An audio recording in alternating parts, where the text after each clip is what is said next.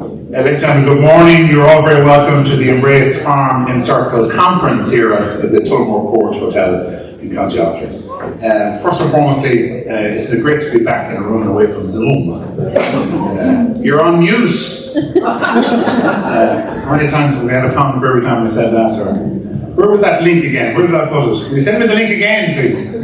All those great days. Marvellous to be back in one room and networking again. And great to be back in Offaly for me. I mean, it's 2 years since I was tripped in the streets, and I was with the minister and others with cameras, etc. And it's great to know that you're never forgotten, because the first man I met this morning in the car park said, I know you well, I remember you well. And I was, doing my bit of modest best and my head down. I said, I know you well. He says, you're Gerald Fleming. A face that you never forget. Well, there is a pep on the step of the people of Offaly as well. Obviously, I met another gentleman. We were here on Monday, Alan and myself, having a look at the room and looking around. I met another gentleman from Offaly. A bit of a pep on the step. They had a small win in the football at the weekend, but an important one over the good mead. And he was waiting, I'd say, for about 20 minutes before he gave me the line. He had the line ready when I came in. He says, make sure you tell Colin O'Rourke now, we're not splitting the county in two. There's always somebody waiting in the wings. But it is a big day for Embrace and for this Encircle Conference, ladies and gentlemen, because this Encircle Programme is run in conjunction with the operational group members, IFAC, the Agricultural Solicitors, the Agricultural Consultants Association, the Rural Support, and the HSE's National Office for Suicide Prevention to support farm families in the aftermath of a sudden injury or loss. Now, as you know, most of you, the initiative aims to address the gap in rural services by providing a structured single point of contact which will provide access for local professional and peer-to-peer supports for families and communities affected by the sudden trauma on the farm. And for the moment I heard about the programme, I thought, what a fantastic idea, because like the rest of you, over the years, over 25 years, I became accustomed to dealing and reacting to tragedy and death in sudden circumstances. Sometimes in car accidents, or perhaps sometimes in drowning accidents, etc., away from the farm. But you always were told at the end of the day, particularly with the young person involved, that the next services, psychological services, would be available to the school on the Monday. This was always kind of a line we were always given. And on Monday morning, the HSC services would come in to the school on Monday morning, meet the teachers and the staff. And you always thought, what happens on the farm? Where's the reaction on the farm on the Monday? Who comes in on the farm on the Monday? So that's why I think you'd agree with me that this is a tremendous initiative to have a structured approach and something in place which is going to be there for the benefit of families when they need it. This programme has been funded in its initial year through the European Innovation Partnerships. That's the EIP-Agri unit of the Department of Agriculture, Food and Marine, as part of their farm safety, health and wellbeing strand of development. Now, earlier this year, Embrace Farm launched a series of animations promoting the work of their Encircle Programme for farm families. We're going to see them today. They're actually really well put together and very catchy. They're going to be popular, particularly on social media. Before I start, I suppose I should do the homework, the old housekeeping business. Your fire exits, the door you come in, and the door to my left, your right. And we might even try and get at that one if we had to as well. And the other matter, a small matter of your mobile phones. If you could put your phones, please, on silent this morning.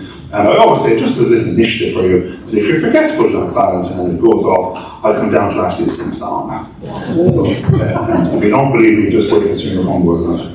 So, ladies and gentlemen, as I say, a lot of work has gone into the animation, putting them together. We'll be watching these shorts over the course of today's event, and the first of which we're going to see now. So, in this animation, we hear Deirdre's story and the difficulties Deirdre faced on the sudden death of her husband. Deirdre's husband, Pat, a farmer, died suddenly.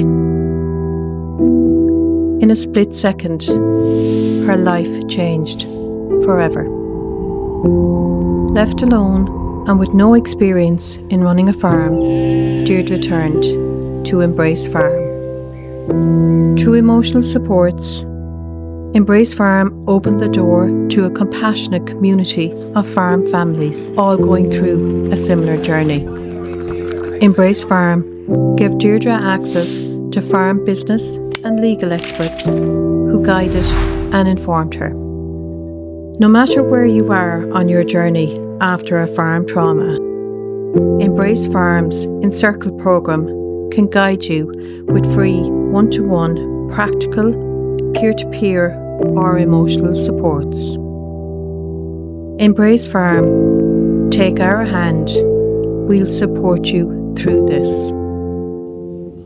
There you go, one of the really splendid animations that's been put together. And you're going to see more and more of these as they roll out over the coming weeks and months. In today's event, we'll find out more from those working on the Encircle Programme and how their work impacts on farm families facing the most difficult times. Now, we'll also have a discussion on the wider socio and economic impact a sudden loss can have on the farm sector, and why the work of Embrace Farm and the Encircle Programme is so vital to those farm families and the wider agricultural community. Now, as well as our conference discussions, we'll be officially launching the new Embrace Farm tagline, and we'll be showing more of the Encircle Programme animation series, Take Our Hand. So lots to go. Also located, lots to go through today. Also located around the room, you'll have noticed some large easels and paintings and placards in the corner. Now this is a new trend. This is a walkabout survey for you. You've all heard of your questionnaire, and there's one of those as well, I think, to look after. But this is something that I think the organisers hope to get an on-the-spot, on-the-moment view from you. A survey, they'll ask you, using the placards, designated coloured post-it notes, see the pinks and greens and yellows over there, to answer and give feedback as per the question posed on each board. So it's kind of one simple, straightforward question, and just give your thoughts and your impressions. You'll have a chance at break, I hope, at around about 12, and hopefully just at lunchtime as well. So please leave your view on that, because it gives people a picture of the overall view for today. Your input will assist Embrace Farm in determining how the sector perceives their work, and how Embrace Farm can support those of you working in the sector, and how you and your organisation can support the work of Embrace Farm, because it's a two-way street. Your answers will assist and feed into the future role and give an idea of the purpose of the charity, so we encourage you to take part. Finally, ladies and gentlemen, I refer to your delegates' packs, which are in front of you. Had a look at them there this morning as well. They have today's full agenda, as well as an event questionnaire and an information pack. And if you're into social media, this is the next important part. Joining the conference, we're using the hashtag #EmbraceFarm. Hashtag #EmbraceFarm, farms and capitals. So we get the message not just around County Offaly and the Midlands this morning, but around the country and indeed around the World Wide Web. It's well worth doing, and I'll be doing something myself when I get a chance. So ladies and gentlemen, we now welcome to the stage to officially launch the Encircle Conference. Our first speaker this morning is the Minister of State at the Department of Agriculture, Food and the Marine, with specific responsibility for research and development, farm safety and the new market development. Will you please welcome to open the event, Martin Hayden TD.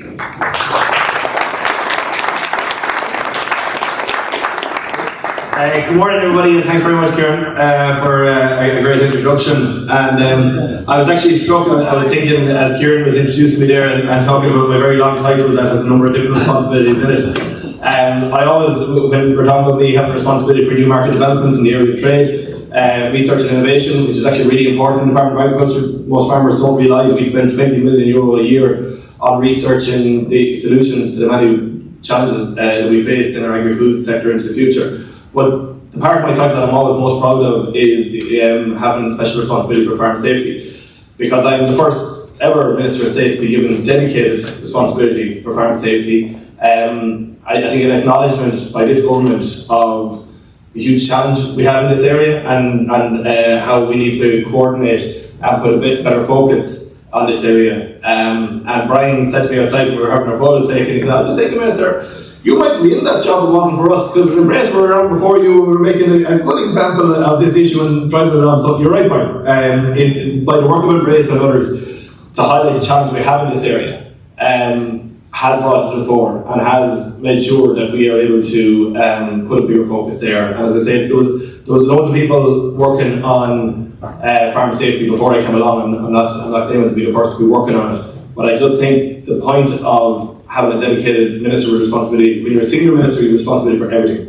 And a lot of stuff comes at you and you're trying to deal with all those. As a Minister of State with dedicated responsibility, you've got a little bit more time to get into the detail of things, put a structure in place in the department where we now have a dedicated unit for this area, and most importantly, a dedicated fund. So it's not that my department didn't spend money on farm safety in the past, but you were chasing bits of money here, there and everywhere. We now have a ring-fenced fund for farm safety. It was $2.5 million for this year. And that's the kind of stuff that I think is real legacy stuff, because won't be tied to any politician in the future when I'm long gone out of this role that might try and reduce or take away that fund. So I think they're the structures that have been put in place that I'm very proud of. But and I just want to acknowledge that Embrace, being one of the first key organisations in this space, did play their part in where we are today. So it's a huge honour for me to be here.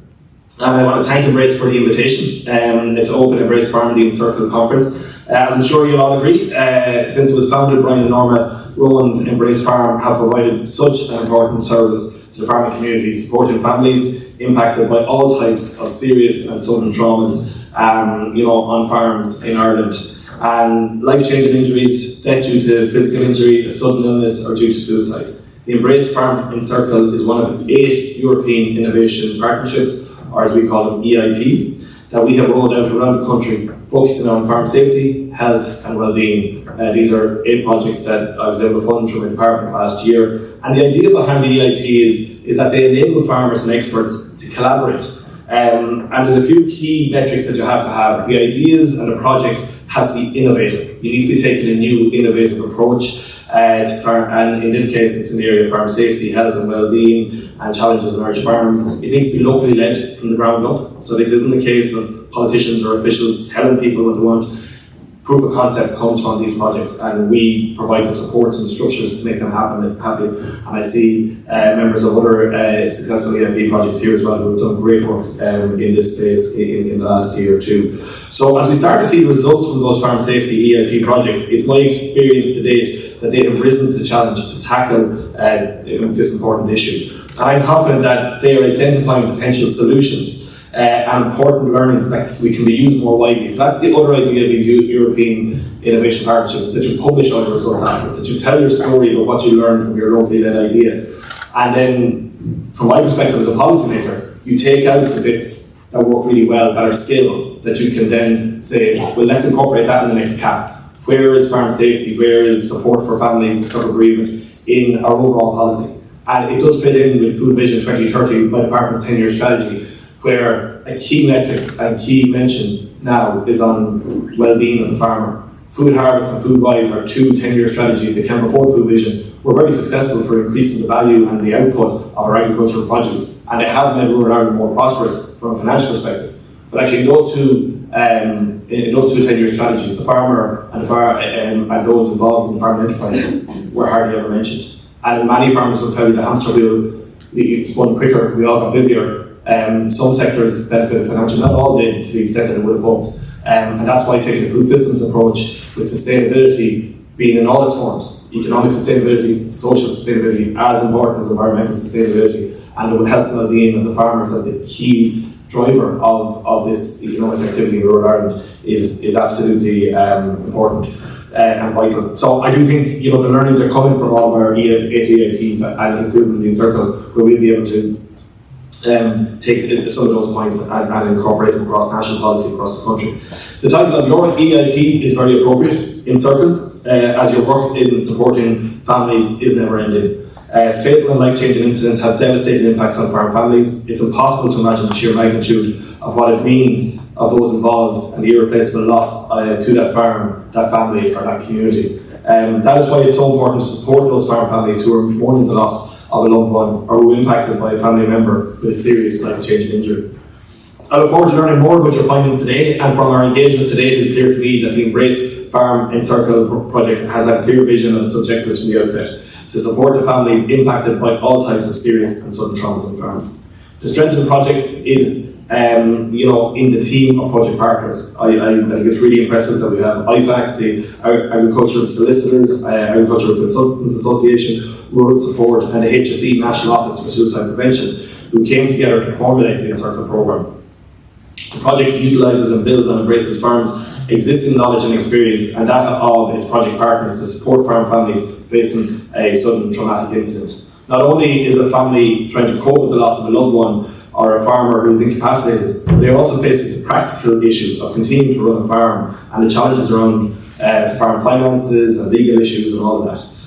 The Encircle Programme is to the fore in dealing with those many and varied issues, and those who availed of the service found people there ready and able to put them on the right path. Later on, around the kitchen table panel, we will have a chance to learn more about some of the stories of people who have turned to Encircle for support, what the supports it provided, and to tease out some of the implications a sudden trauma can have and questions and answers will be a very important part of that for you to be involved as well. Of course, farm safety is not just about preventing injuries, but also about farmers taking care of their health and well-being. And I know this is a large focus of the work Embrace does also. Farm families are not immune to the challenges around mental health. Indeed, they face a very unique set of stressors. A busy and distracted mind is one of the biggest hazards on farms, and I am conscious of the pressures and physical demands which can have a significant impact on the well-being and mental health of many farmers. That is why I've introduced initiatives to tackle this critical issue, including On Firm Ground, Mental Health Awareness Programme for advisors, which this year will be extended to others who work with farmers, including officials in my department and vets who again are dealing with farmers in very stressed circumstances. We face many challenges in the farming sector. We have to work across a range of areas to improve the economic, environmental and social sustainability of our primary producers. But one strength I know we have in the sector is our natural inclination to look out for one another and to support one another. And I know that is the place that Embrace Farm was born from, and that is how the project developed. So I will conclude by again thanking you for inviting me to address your conference and participating. I congratulate everyone involved in the Encircle EIP project. I don't underestimate the huge amount of work that has gone in by so many people, and I want to take the opportunity to acknowledge that important work here today, and I look forward to engaging with you further. Thank you very much.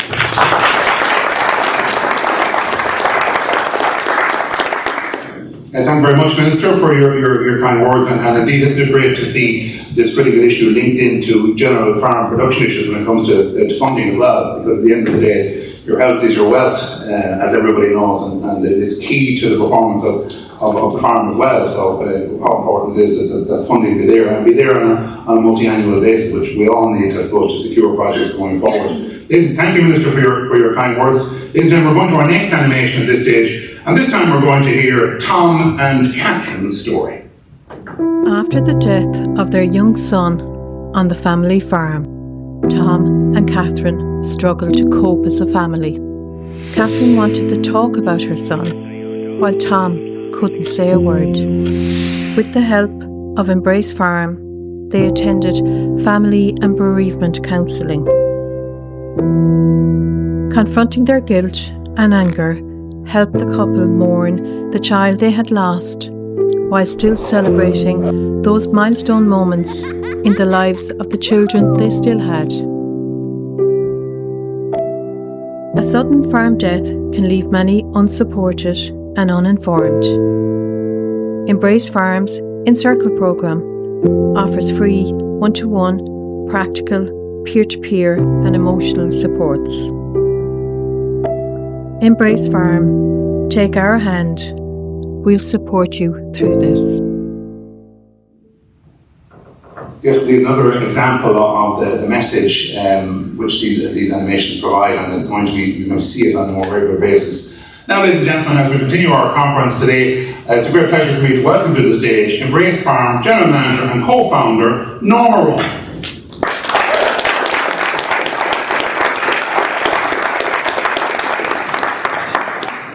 And good morning to you all. Thanks, Kieran. It's great to have you with us as well today.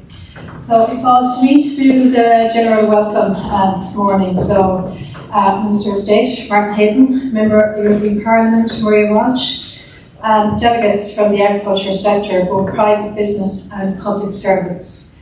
On behalf of the Board of Embrace Farm and our team, you are very welcome to Embrace Farm's Encircle Programme, Encircle Conference, where we will present to you how we are supporting farm families through loss and injury by building a community of support within the agri industry. The farm families that we are supporting are your clients, your customers, your suppliers, your members, your neighbours, part of your community, and maybe even part of your family. Embrace Farm for 10 years has been helping farm families pick up the pieces after unimaginable loss and trauma. Over the past year, with thanks to the EIP funding administered through the Department of Agriculture, we have branched out to support farm families in all types of sudden loss and injury. To us, if somebody in the farm family dies suddenly or is injured, it doesn't matter how it happened, we're there to help and support the long journey that comes afterwards. The official health and safety statistics will tell us that on average 20 farmers die each year in farm accidents, Teagasc tells us that up to 4,500 farmers are injured annually.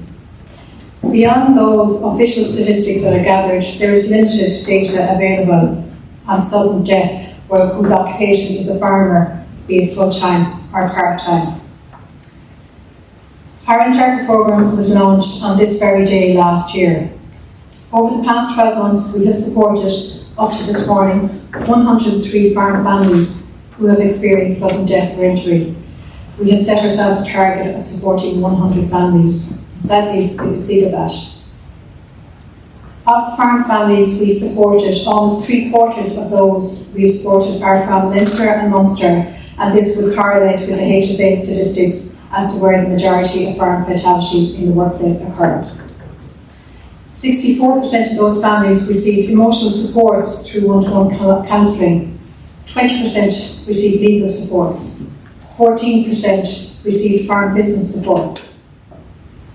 Legal and farm business supports are professionals providing information on what options are available to farm families. Within the Encircle Programme, Embrace Farm has expanded the reasons for us to support farm families to all types of sudden death. Over the past year, the support we have provided to those 103 families where a loved one died by farm accident was 83%, by sudden medical event was 9%, and by suicide was 8%. In 1 year, almost 20% of our supports are now directed to other types of sudden death. We've achieved the goals that we set out for our Encircle Programme by increasing public awareness. We have run many public relation campaigns, some which you're seeing here today, through our shorts. We've attended many forums like the ploughing, farm organisation meetings, agricultural shows. Information on our Encircle Programme has been disseminated to over 18,000 organisations that interact with the agri sector on a daily basis. We've increased that community of support. We now have 30 professional mentors in a national network providing supports.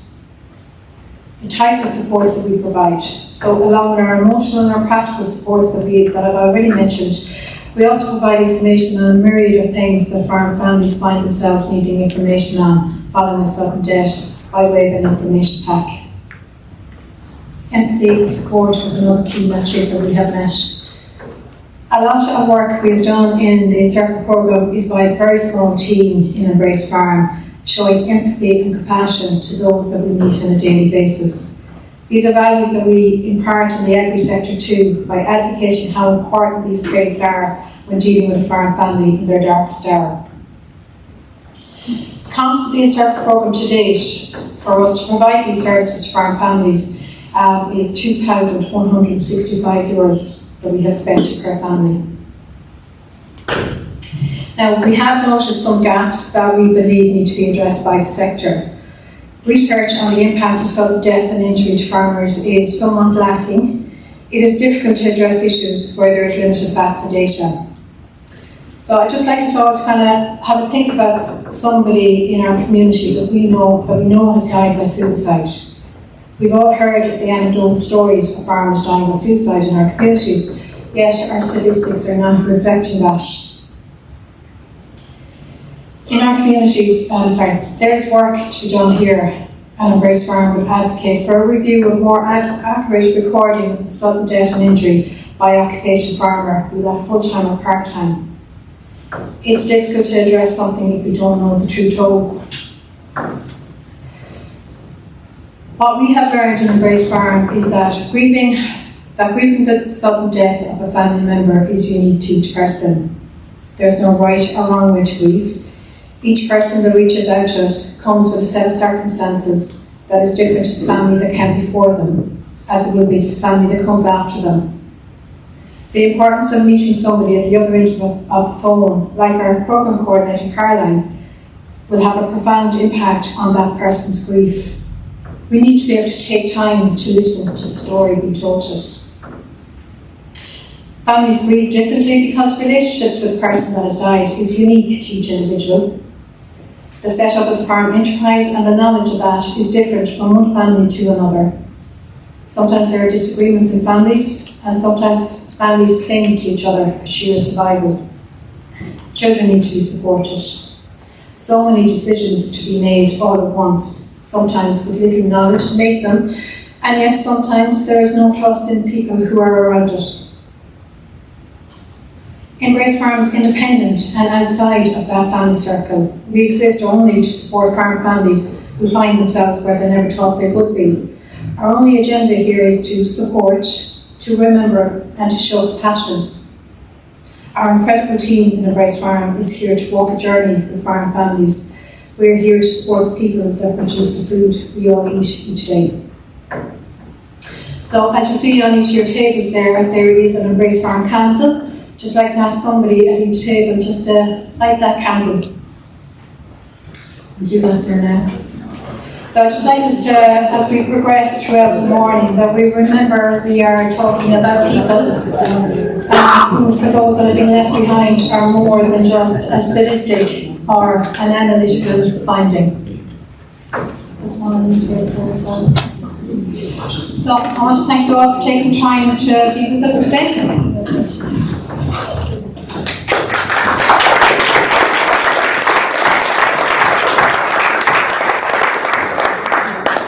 Thank you very much, Norma, and a poignant moment to end your presentation as the remembrance candles come into life, and indeed poignant for me to watch it as well, because 23 years ago this week my brother died suddenly on a farm. He was 46, he died on his 46th birthday, and he was in that 9% category, I suppose you'd say, that you're providing the service for. And I know from first hand the level of support and assistance that his widow required.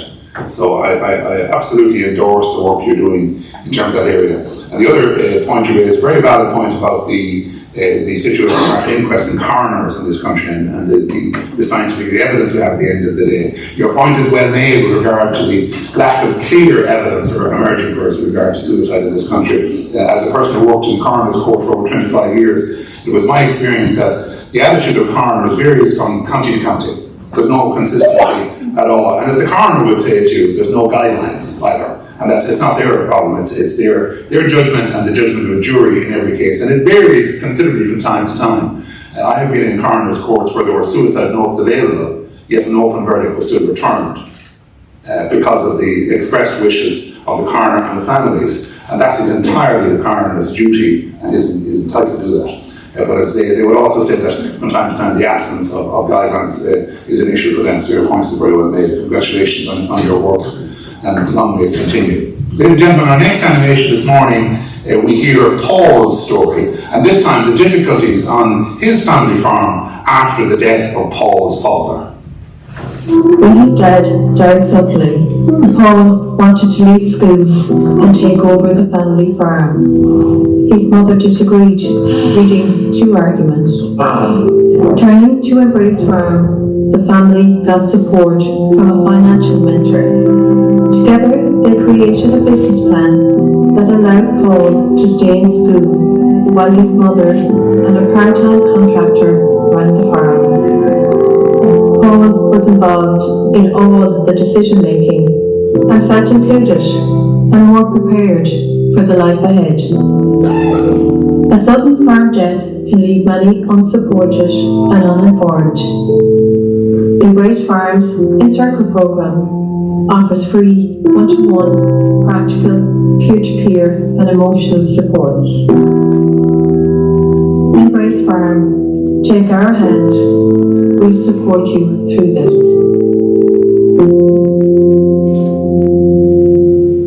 Ladies and gentlemen, it's now time for the first of our two panel discussions at this morning's conference. We're going to go around the kitchen table. A nice format. We have four guests here I'm going to introduce to you shortly. They'll have 35-40 minutes. We started a bit late, so we'll hopefully be closer to 35 minutes for their chat, and then 10 minutes for you to ask your questions of the panel. So I'm delighted to welcome back to stage Minister Martin Hayden. He will chair this discussion, where we will meet the Encircle Programme Coordinator, Caroline Redmond, to Minister's right, Business Mentor Garrod Condon, there at the end of the panel, and we're especially welcoming Bereavement Development Coordinator Amanda Roberts from the Irish Hospice Foundation. They will all speak about the families and the cases they've met as part of the Encircle Programme. Over to you, Minister. Thanks very much, Kieran. I'm going to stay sitting down here and thank Kieran for sharing his own personal impact and story there. And there's nobody in this room, and I'm very struck by the very varied guests here in this room, and a really impressive list of attendees today that it actually acknowledges the regard with which everybody holds Embrace and the work that they do. But Kieran, I think just your story with your brother there just brings home to all of us. There's none of us that are impacted, that haven't lost somebody we know or have them impacted very significantly by, who have been involved in the farm, who've lost somebody or had a life-changing injury or the rest. So I think it's a good context in which to move to our panel discussion. And as Kieran has introduced the panel, I might start by asking Caroline Redmond, the Embrace coordinator for Embrace Farm, to maybe give an overview, and then we'll get into a few questions, and then we'll have questions and answers from the audience as well. If you're happy there, Caroline. Yeah, thank you very much.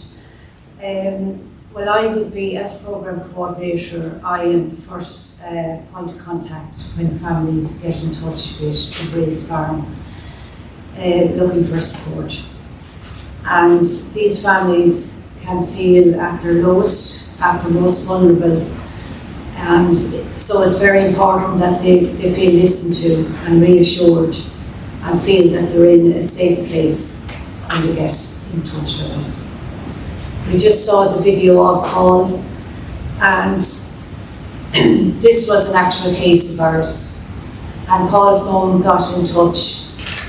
She had lost her husband 2 weeks before, and she had lost her dad 2 weeks before that. So she, her initial concern was for Paul. He was the eldest of 5 children, and he was only 16.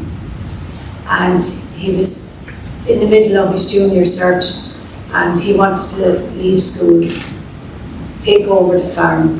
He felt that this was his role now. And I had explained our supports over the phone, but sometimes, when you're that emotional, it's hard to take in information. So I offered to visit the family in their home.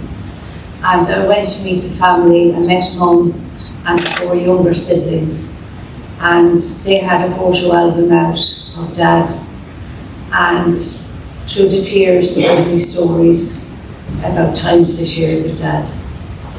And Mum said, God, it was only 2 weeks ago he was sitting in his chair, and his 8-year-old son was curled up in his chair. So it's very traumatic. It's very, their life changed in an instant.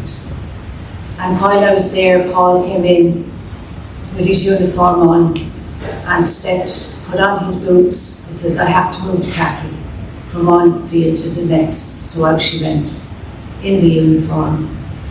And it's like he went from being a schoolboy to all of a sudden, I'm in Dad's shoes now, I have work to do. For a very young boy, it's very tough. And Paul did come in and sit while I was still there. And he's a very strong-minded young man. He was all talk about the farm. What do we do if we have to get cattle, we have to get them now. And just all business talk. And he felt kind of he didn't have a say. You're going to make the decisions, Mum. And Mum hadn't that answer either. So you could nearly see the weight on this young man's shoulders that he has, and Mum is trying to alleviate that, but no, he's standing firm that he's the eldest of his 4 siblings. He's lost his dad, he's lost his granddad. The 2 most prominent male figures in his life are gone in an instant. And this family were able to work with us for their emotional supports. And we were able to provide practical support of an Agri advisor. And it was very important when I did the referral to our Agri advisors that Paul be included in this process. You know, it was very important that he was able to have his say. And that worked very well for this family. They felt so supported. And it enabled Paul it was reassured that the farm was not going to fall down, you know, overnight. That it enabled Paul to continue going to school. Look, we have you, Embrace Farm is here, and we're not going anywhere. You know, so it's given him that bit of time to stay in school, to lift the weight a little bit off his shoulders as best we can. You know, so that was one family about Paul's story. And just sorry now.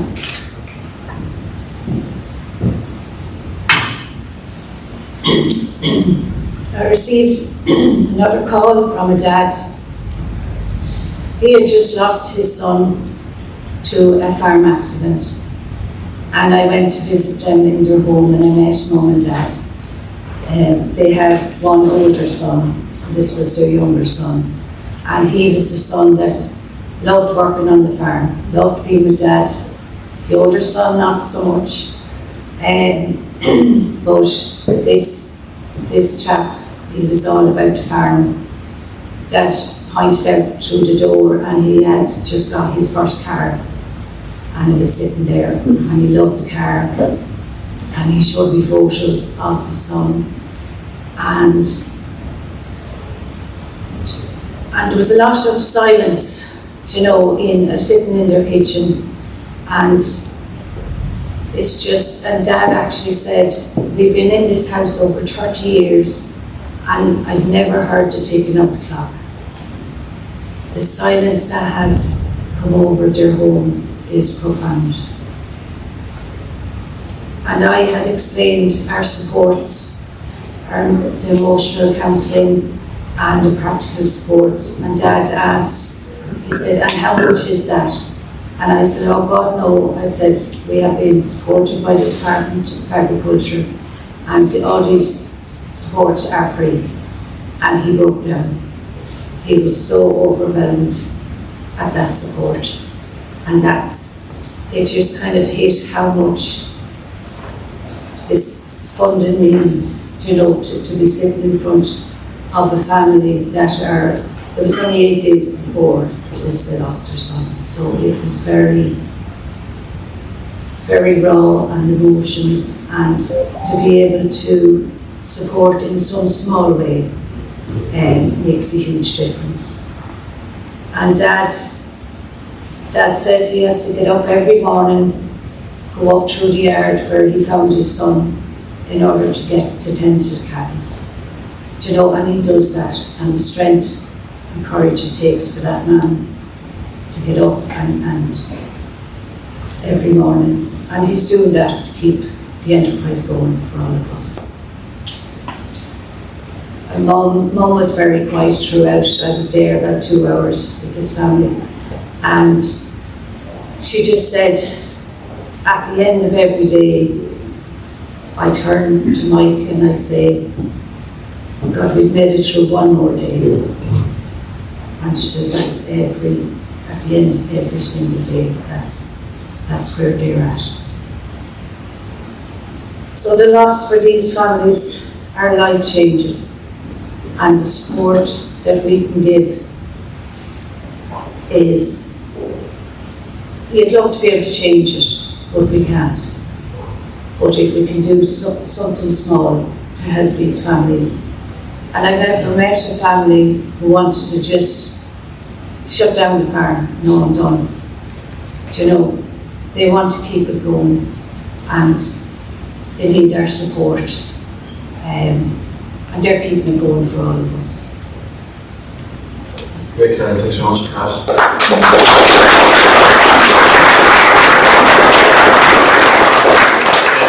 Listening there, Caroline, to the role that you play as part of the Embrace team, it's very hard not to be bringing that home with you in the evenings. That's a very impactful afternoon to have. But the one thing that strikes me as well we've all, suffered bereavement in our life, but not all of us have suffered that immediate sudden loss that was completely unplanned, that was unforeseen. And that is a unique element, it's not unique, but it's a very specific element of farm safety or suicide in that scenario, that it happens in the blink of an eye. Carol, I might bring you in on this as the financial mentor to the Encircle Programme through the partner IFAC, and maybe you might have learned some of the experience that you found of cases where the financial implications of that shock. Because the one thing that strikes me about the really important role that this program is playing, from what Caroline said there, is the risk in those first few days and weeks, because of that sudden shock, of everybody being completely overwhelmed, not just with grief, but with the enormity of the future. And you end up thinking about where will it be in 6 months, where will it be in a year, where will it be with the kids, where will it be with income. And you could actually just swamp yourself without being able to think. So I think a really important part of what Caroline's talking about the Embrace Programme doing there is reassuring people that, like we said, that we're not going in, we're here. We're going to be here, it's a journey, you're not on your own. And that is probably the most important thing that anybody needs to hear at that stage, and just try and deal with today. And we'll be here with you tomorrow, so that when you face that. From the financial perspective, when the initial shock settles, the realisation of practicality must be something that you've had experience with victims. Yeah, I suppose just a few words I suppose were mentioned there, and I think the 2 words in particular, listening and trust. And I suppose from our point of view, we're an advisory firm, but it just might sound funny to say we're not there to give advice, we're really there first of all to listen and then to give options. And I remember one, I suppose there are 2 examples, but one in particular where the husband committed suicide. The wife I met the wife, she wasn't a client. My first time meeting her was 3 weeks after it happened.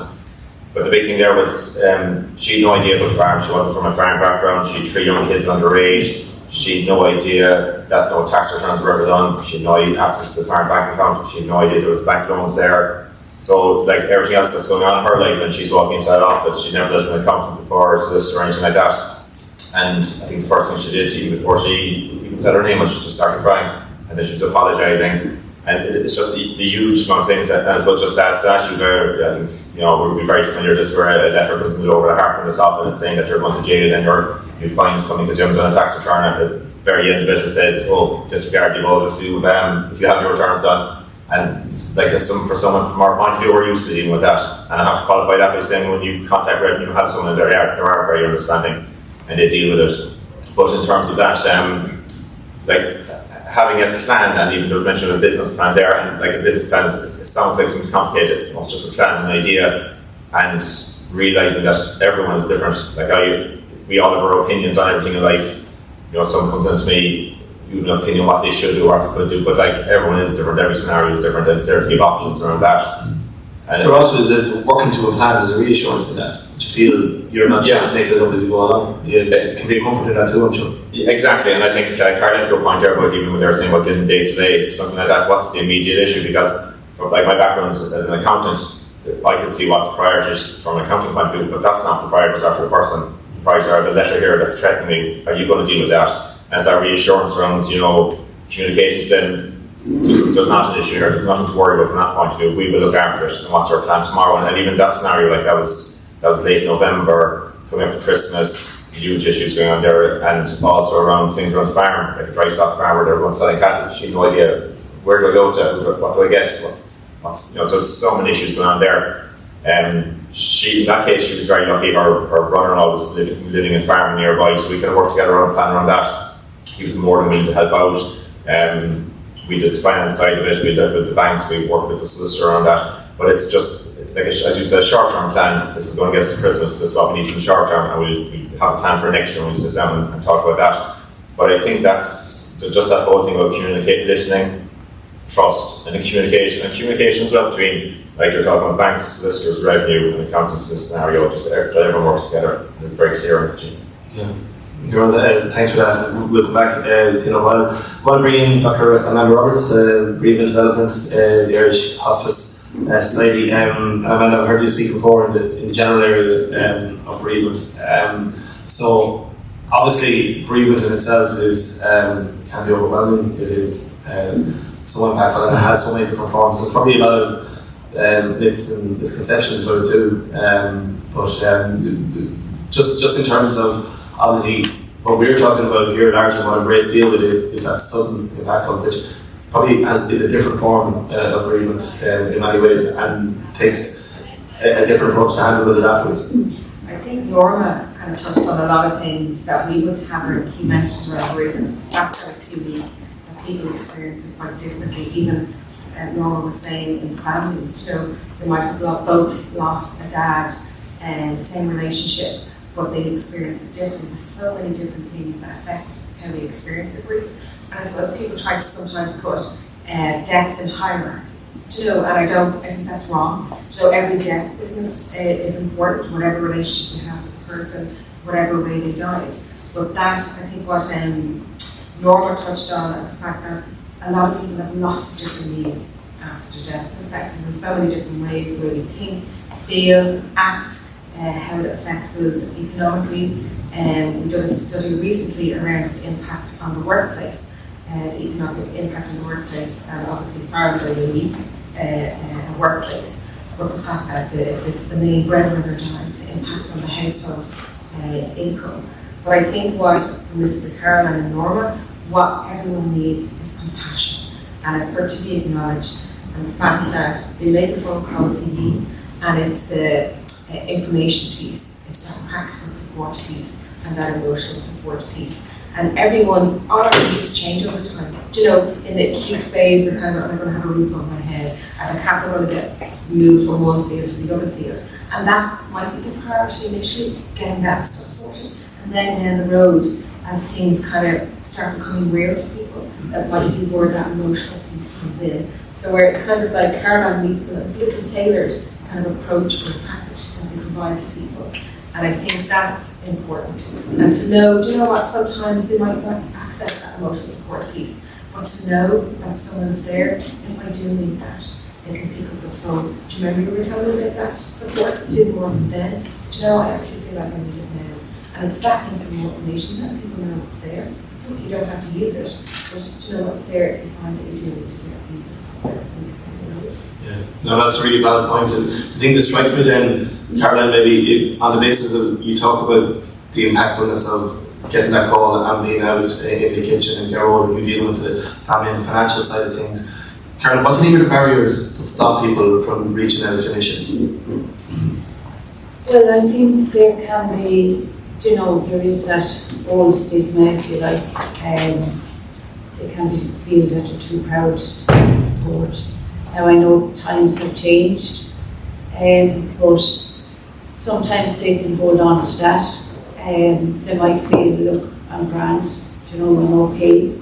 Whereas other family members might have seen a change in them, and sometimes they can't see it in themselves. And it takes an awful lot of courage to pick up the phone and to tell your story. Especially if you're just trying to get through day to day, and you kind of find yourself in a, that you can start to manage every day, and then to pick up that phone and tell your story, it brings you right back to that day, and the feelings come back and the emotions come back. And I received a call, it was about 8 months ago, and a gentleman on the phone, and he said hello, and then there was silence, and then I could hear how he was upset, and he couldn't say anything, and I just kind of said, it's okay, we're okay. And at the end he just said, I thought I was ready, but I'm not. And I said, that's okay, whenever you're ready, we're here. And he hadn't even managed to give me his name, and I had saved his number in my phone as not ready, so I would recognise him if he did ever come back. And last Thursday, phone rang, not ready, showed up. And I got talking to him, and I had said to him, because I had thought of him often over the last couple of months, and he was able to tell his story. He had lost his brother 3 years ago, and that was in the middle of COVID.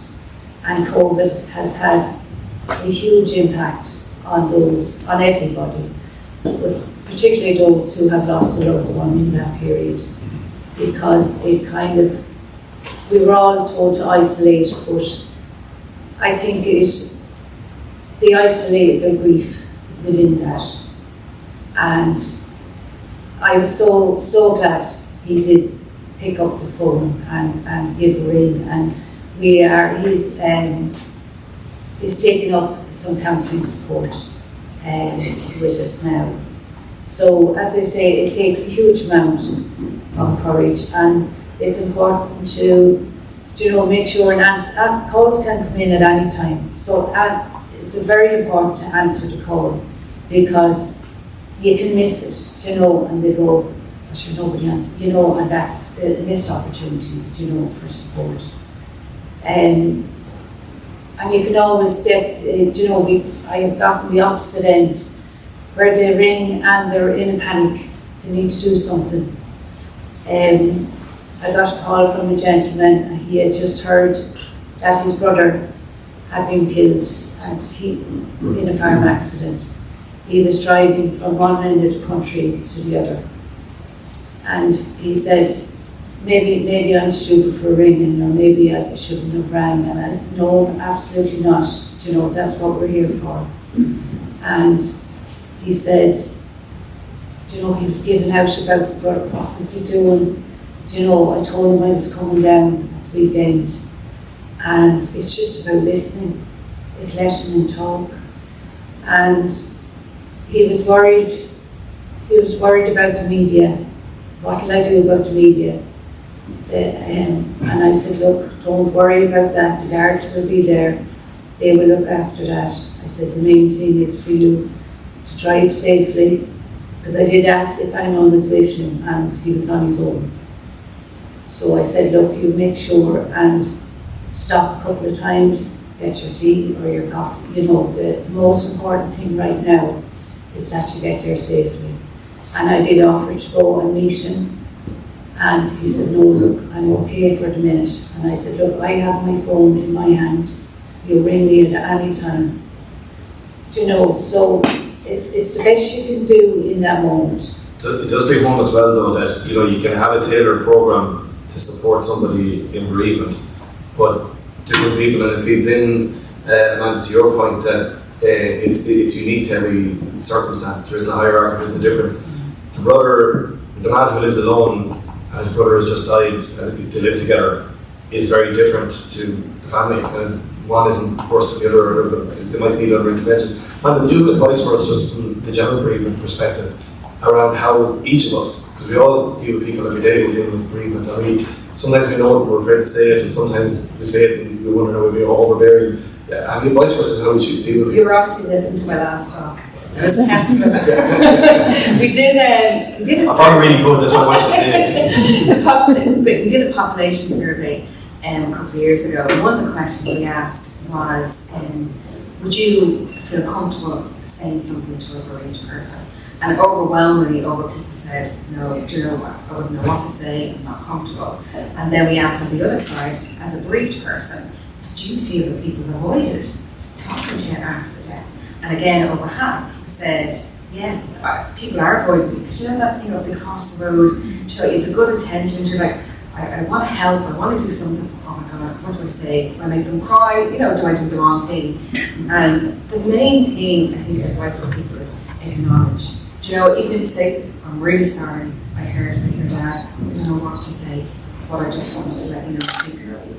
And I remember an older man, I always remember him years ago, I met him, he was in his 80s, he met his wife when they were 18, and I remember people saying to him, at least he's had over 60 years of marriage together. And he said, if someone said that to me again, he said, I'm a fairly passive man, but I'm going to just lose it. And I remember someone saying to me, if your sentence starts with at least, don't say it.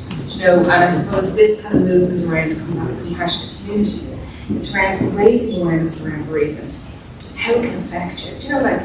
people go to the GP and I can't sleep, I can't eat, my concentration, I think there's something wrong with me physically. And it's this awareness raising, this affection in so many different ways. Yes, get checked out to make sure it's not something else. But it can be, because I suppose grief is such it's a stress response. It's such a significant event in your life. So part of our work, I know I'm called Irish Hospice Foundation, but we're kind of at a national, it's kind of all, I work with organisations from homicide, suicide, road traffic accidents, to chronic illness. But I suppose one of the things that we're doing is having public talks, raising awareness around bereavement. We do talk at libraries, kind of raising awareness around bereavement and how to support customers that come in bereaved, and trying to raise awareness around GPs as well. About the sleep, to have some information around how it can affect you, what simple things you can do to support yourself, and also the people that we give to people go, how you can support someone else in your life. Do you know? And it's around that practical support that Karen was talking about. Sometimes it's like offering to pick the kids up from school because the person just can't face going to school and chat to all the other parents and they just don't want to be asked about it. So it's all that kind of practical stuff. They just can't face making a meal. Okay, let's make a dinner and send it up to the house. So it's always kind of raising awareness around bereavement, but then raising awareness of what supports and services are out there and that are available. And I suppose in Grace Farm do that quite well, is go to all these events where farmers are normally are. They might not need it now, but they might remember that organisation that I've seen it stand, you know, and have that memory of that leaflet, or, you know, you pick up a leaflet and throw it in a drawer, but it might be something that you need later on then, or a friend might need. So it's that kind of awareness raising. Yeah, absolutely. And the fact that it's in phases, so you'll have that phase early on where somebody won't be able to face the other parents in school. There'll be another time where they'll want to talk about the person. People are afraid to mention their name, and you know, it's like then does the bereaved person think that their loved one is forgotten. Really. And it's kind of like saying the name, I'm thinking about them anyway. The person was crying out, going, "Oh, daughter, my son died." I mean, no one's mentioned their name, but the other person's going, "They look like they're having a good day. I'm not going to mention their name." Do you know? So you have this monologue going on. If I mention a deceased person, I'm going to upset them. But it's like if you acknowledge it, you take the cue from the person. If they want to talk about it, you open the door. If they don't want to talk about it, go, "Well, thanks, that's fine." Do you know? And then move on to a different topic. And Jesus, crying isn't bad. Do you know? It's at some point, and I suppose I remember chatting to a lady, and she attended counselling, and I remember she said, "I'm going here because there's some things I should be crying after my husband died." I said, "Look, I'm not a crier. That's not how I process my grief. I go off and I go for walks or I do things. I just don't cry." And I suppose to acknowledge that as well, people experience grief in so many different ways. There's no right or wrong, like Norman was saying. There are things you can do if you are hurting yourself. And you are hurting others, okay, have a think about how you're coping. But there is no right or wrong. Yeah, very much so. And you talked here about signposting the supports. We talked here about government support and embrace to be able to fund this programme. That's really important. Regularly, everybody will say, "Oh, what's the government doing? What's the state doing?" But obviously, we all have a role to play, whether it's in community or otherwise. From your financial background perspective, do you think that social responsibility in agri-food, agri-businesses is something? Do you think there's more the agri-business community can do? That sense of metal and that, or have you come across examples where businesses are doing good things or can do more in this space? Yeah, I think just go back to just point out with the acknowledgement. I think that's a huge thing, because from personal experience, I've been very poor at that. Like I suppose I'm currently about 8 years now. I would really struggle with that. I think there's two good points there. One's about the acknowledgement, and then the second thing is about leaving that space after. You know, I might have things I need to go through, but you acknowledge it, and from your action, you leave the space there, and the person wants to talk more about a particular subject, about the deceased or something. It's there for them to talk about, and if not, when you pick up that cue, then that okay, you know, let's move on. But I think it's like, in terms of support, I suppose what I find around the whole thing is I think everything comes back to that acknowledgement, communication, because I would have found that communication between different professionals. So if it's from a farming point of view, you could have gone from the accountant to the solicitor to the bank to the co-op or something like that. And sometimes I think being very clear about sometimes communication and someone taking the lead. So we would always offer that kind of service where, you know, I'm saying, look, I had a few questions for the solicitor, but you know, I can't be calling them again or something. And it's like, actually, no, leave it with us. Or I was on to the co-op there, but I don't want meant to do. Like, I couldn't understand what he was saying. Okay, we'll take the lead there. But I think just being kind of aware of that, like the revenue actually got a role in that as well. just open communication and someone clearly taking the lead in that. And even come back to like what we found from a client's point of view, sometimes maybe from our point of view in general, sometimes you're thinking with clients, well, I'll give you an update when I have an update. But they're different, they're saying like, well, keep me in the loop, which might be ringing to say, look, I was on to this, or I couldn't get to them, I'll try them again tomorrow, I have no news yet. And that takes a bit of pressure off them, because sometimes if you're not communicating, worries building up, you have been on, is there a bigger issue? So I think that's important. I do think that like you GDPR and things like that, but in terms of open communication between the different professionals involved, in a scenario like that, and that's someone taking the lead on that. Because I think there was something there like which I think we all have to be conscious of is that whole thing. I think it was Carly made the point, how hard, like, I could say, you need to make an appointment there, come in to see me, or I'll come out and see you, just let me know and suit you. But the person could be looking at the phone saying, like, they physically just can't make that call. It's such a big deal to pick up the call and ring and say, I need to come in, and they can't even talk, get the words out, and things like that. So I think just communication, awareness, empathy, but also I think someone's kind of taking the lead in that process, because a lot of the time it's not a priority. I think someone just needs to step up to that. I think it's for all the organisations who are dealing with the public to be aware that they are dealing with some people who are in a very vulnerable state. And you mentioned earlier the letter with the heart. I was 8 when my father died after a 3-year illness. I have very vivid memories of that time of certain things. And one thing that really sticks out in my memory was the letters landed in January and brought out those with one of them that had Martin Hayden Esquire on them.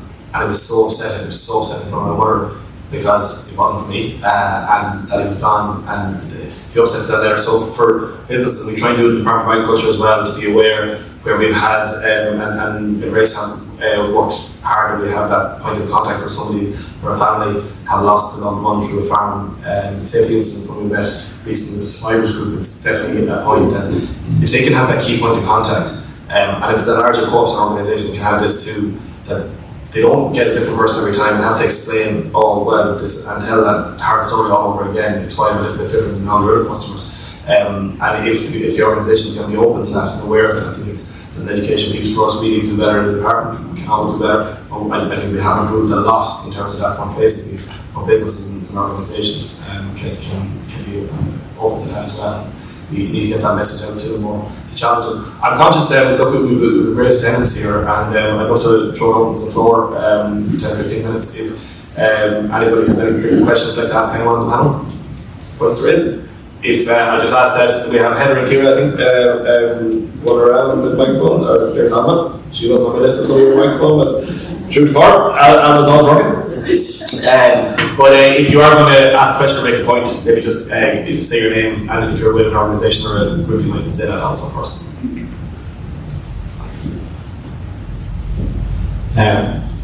Willie Fatty's name, formerly of IFAC, and on the board of Embrace. This is something more of a statement than a question, but Caroline may respond to that afterwards. It goes back to the early 70s. It was a family of 3 girls, 2 boys. The oldest boy, 17, and the father died suddenly. And he left school literally on the day that the father died. Now, thankfully, the mother had to go to college, and he became a great farmer afterwards. But this little story is not about him, it's about the next one, who was 14 when the father died. And the perception in the family was that he was the anointed one to take over the farm. And there was a bitterness or a divide between the 2 brothers that was never healed. Now, the second boy went on to a career, very successful career. He became an accountant, and he's retired now. And ironically, he's back on the farm with his nephew, and that's the always on the farm. But the point of this little story is, it's about trying to make the right decision, because the mother thought she did the right thing, and maybe she did the right thing, because the guy that took over, he's doing a great job, he's a great farmer. But for all of their lives, that rift was never healed between the 2 brothers. So Embrace wasn't there at the time, because we're back in the early 70s. So, did the mother make the right decision? That's the question. Thanks very much for that, Willie. I want to take a second with a hand up here in front of it as well. It's a very thought-provoking point. We think we're doing the best of good interventions. Yeah, thank you. Thank you for the presentation. My name is Diana van Doorn. I'm from Jaggers, the Safe Habitats project. In previous life, I was part of the National Centre for Men's Health, and I worked on the FARM Encircle Health Programme. Thank you, that was very impactful and very useful as well. And I would like to link in with Martin's last point. I'm looking at, where all these projects and events can link in. And I, as a researcher, I was out there at the marts and the co-ops talking to farmers and doing health checks. And I was always touched how open farmers were sharing their personal stories and grief. That was an impact which I didn't anticipate before going out. So there were 900 farmers in my project, and I had many personal conversations and sharing of personal experiences. So it's not more a question as more in scoping, as in where can these, all these projects start linking in, because I didn't know at that time about Embrace, so I could have signposted, but I also could have got the advice, as in how do you deal with farmers if they just drop this on you or share this. So I have a social science background, so I could deal with it, but it can be very overwhelming as well. So I'm just more scoping, as in where can we all link in and enrich each other. It's a really good point, and Diana's programme through Tigers, particularly in the area of farmers' cardiovascular health, some of your presentations previously have been a phenomenal programme. But you just made a really good point, because I remember our first engagement was on Zoom during, as Kieran touched on, during the pandemic, and think what an amazing experience it was that you got around to all the marts and telling all the farmers. You did that and you weren't aware of the Embrace programme to the extent that you could have signposted. That was a real missed opportunity for all of us, that one arm wasn't aware that the other was there in support. Maybe Amanda, just on that point there, I know that the Hospice Foundation are actually pulling together a lot more groups and organisations. There's obviously more we can do though in collaborating and making sure, because what happens is researchers and Chagas are so busy, people in Embrace are so busy, we don't always in fairness, normally you're always at all the different events and you're great collaboration as well, but it's how do we make sure we get better and making sure everybody else knows the sports that are there. I suppose part of my remit is kind of bringing organisations together nationally and then locally. So I know Norma is sitting on a national project that we have developing kind of a training programme for people that offer that peer-to-peer support. So I suppose on a national level, we are aware kind of each other. And then on a local level, we're starting to develop local agreement networks. So we have one Dublin North, Dublin South, Kildare, we're starting one in Limerick, and I suppose it's a growing thing. And it's where you bring organisations together locally. And that group also includes hospital and social workers and family resource centres. And then we're reaching out to libraries, GPs, so trying to raise awareness of what's available locally. And I suppose the bereavement support line, it's a national support line run by HSC and Irish Hospital Foundation. And what that is, it's kind of like your one-stop shop. So whether you're a professional or you're a family member supporting someone who's bereaved, or if you're bereaved yourself, it's a free phone number that you can phone and say, look, I want some information, please, where do I get it? I'm looking for a support group in County Cork. Do you know, where can I get it? So it's kind of like developing a one-stop shop. So it's trying to raise awareness of these different ins. And I suppose what Embrace have, which is great, there's the website, there's the information, you go out and talk to, how, do you know, all these different, it's kind of trying to giving people lots of different access points. And it's not just restricted to a leaflet, or it's not just restricted to a website. It's not everyone's IT literate. And there probably is cases, like, I suppose it's about building the brand, isn't it, Caroline, that like, we want all farmers and farm families to be aware that Embrace exists, even though it might lead them now, so that when something happens to them or a neighbour, they can say, there's that group Embrace, you should check them out. It's different if you're a cancer patient or something, you're dealing with that hospital social worker, you're aware, you're in a system, and you're on a journey, and just kids, there's probably more of a pathway to get to those sports, and a sudden bereavement. And even at that event that you were at, we had the president of the Irish Association of Funeral Directors, sure, kind of, who does everyone have contact with after death? And he was quite interested. It's an information leaflet, but it might be something, as you touched on earlier, they're overwhelmed. You don't take in information when you're that overwhelmed and that a huge kind of level of stress after a death. But it might be something put in a pocket, or it might be something thrown in a bag, thrown in a drawer, but it's there if someone needs it down the road. And it's having that one-stop shop, one number you can phone, and if they don't know about a service, they'll find it.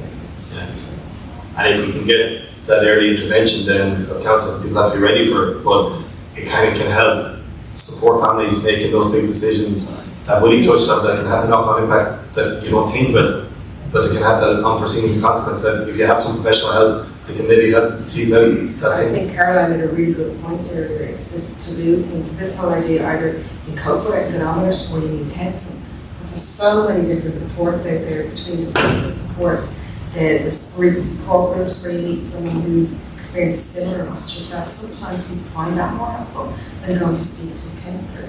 So it's kind of that sort of phone. It's that first step that can be really hard. And if people don't get a compassionate response, it can stop them reaching out again. So it's getting that first contact right. And I would just say, you know, on really talking about that family, you know, you make the best decision you can with what you have at that time. And, you know, for the likes of Paul's family, you know, we're supporting all of the children, you know, so that support is there from the get-go, if you like. And to be able to, you know, tease out issues, you know, if because the younger boy, Paul is attending counselling, and the younger boy is starting now, he's 10, you know. So it's making it's having that wide open conversation with the family as a whole. As I say, it was great to be able to be there and the kids actually sit there, you know, that they wanted to be involved, they wanted to have the talk about their dad, and it's so important to involve them all regardless of age, you know, because they all have an opinion and they're all hurt and they will all deal with the loss individually and differently, and for them to know that that's okay, you know. So it's, as you say, if that support was there initially, maybe things might have turned out, you know, that friction mightn't have kind of built up. That's very good. I am conscious that we have another panel coming up and we want to get a tea coffee break for everybody in between. So I am going to look to wrap up the panel here. If there's any particular point somebody really like to make now, stick up your hand quick and we'll take it. Otherwise we will have, after the break, the Beyond the Farm Gate, continuing to meet their needs panel that will be chaired by Liz Gavin of Your Digital Village. So, Kieran, if you're happy enough, I'll hand back to you. Listen, thank you very much, ladies and gentlemen. On your behalf and on my behalf, I'd like to thank Minister Hayden for chairing the panel with Caroline Redmond, with Garrod Condon, and with Amanda Roberts. Thank you very much.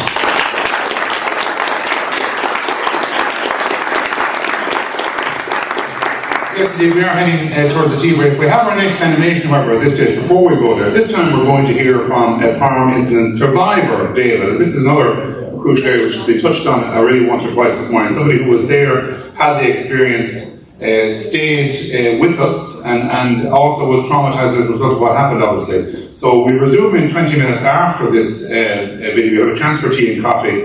And I remind you again that during the break, would you please take a little wander over to this side of the room, to my left, to your right, and get the discussions going. Leave your comments, please, on the easels, so we'll have an opportunity to gauge the key issues in your perspective as well. But in the meantime, we're going to go back and hear now from a farm incident survivor, David. When David lost his leg in a farming incident, he understood how such a trauma would affect his work life. What he didn't expect was the emotional trauma, such as depression and PTSD, which affected his personal life. A concerned friend contacted Embrace Farm, whose practical and emotional supports gave David the confidence and reassurance he needed to face his new normal. Through their survivor support groups, he also found out he was not alone. If you've been affected by a sudden farm loss or trauma, Embrace Farm's Encircle Programme offers free one-to-one, practical, peer-to-peer and emotional supports. Embrace Farm, take our hand, we'll support you through this. Thank you very much. Ladies and gentlemen, it's now time. Welcome back. Hope you enjoyed your tea break and your coffee break. And indeed, thank you very much for your cooperation with our stations, our boards, our surveys going on over there. Great to see the colours appearing. Although one or two of my colleagues here on the OECD front have suggested, why are the reds and the greens on the same one? I'm sure we have to look closer at the messages. I'm sure that we might be getting a message. But it's great to see you. And please engage again after our break, our lunchtime break. Before you go off to your lunch, it'd be great to hear from you. So it's now time, ladies and gentlemen, for us to hear our next animation. We're going to hear the story this time of the Mullins family. When their brother died suddenly, the Mullins family had no knowledge on how to run his farm. With Embrace Farm's practical supports, the family were informed on their best options to maintain the business, as well as what to expect from the inquest process.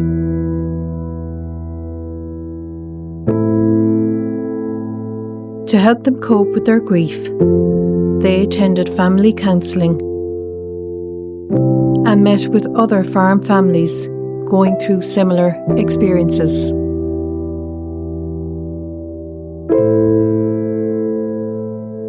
A sudden farm death can leave you feeling unsupported and uninformed. Embrace Farm's Encircle Programme can guide you with free one-to-one, practical, peer-to-peer or emotional supports. Embrace Farm, take our hand, we'll support you through this. Thank you very much for that. And again, as you can tell by now, they're all based on real life situations, and some of you around the room are beginning to spot the links, but perhaps incidents that happen in your own area, which means makes them even more effective. It's all based on real life situations. So now, ladies and gentlemen, it's now time for the second panel discussions this afternoon. This time we go beyond the farm gate. I'm delighted to welcome to the stage our panel chairperson, Liz Gavin, founder and CEO of the Your Digital Village, that's Your Digital Village, and our panellists with Liz this afternoon. Down the far end, to my left, your extreme right, from the Irish Farmers Journal Irish Country Livings, Amy McKeever, Teresa Roach from the IFA, and Kinsella from Childesk. And in this panel, we will discuss the importance of continuing to meet the needs of farm families, the wider socio-economic and emotional impacts of a sudden loss or injury can have on a family, and indeed they will look at how the agri sector in general, which we don't talk about too often, how the agri sector in general is also affected. It's a pleasure to hand over to your chairperson, Liz Gavin.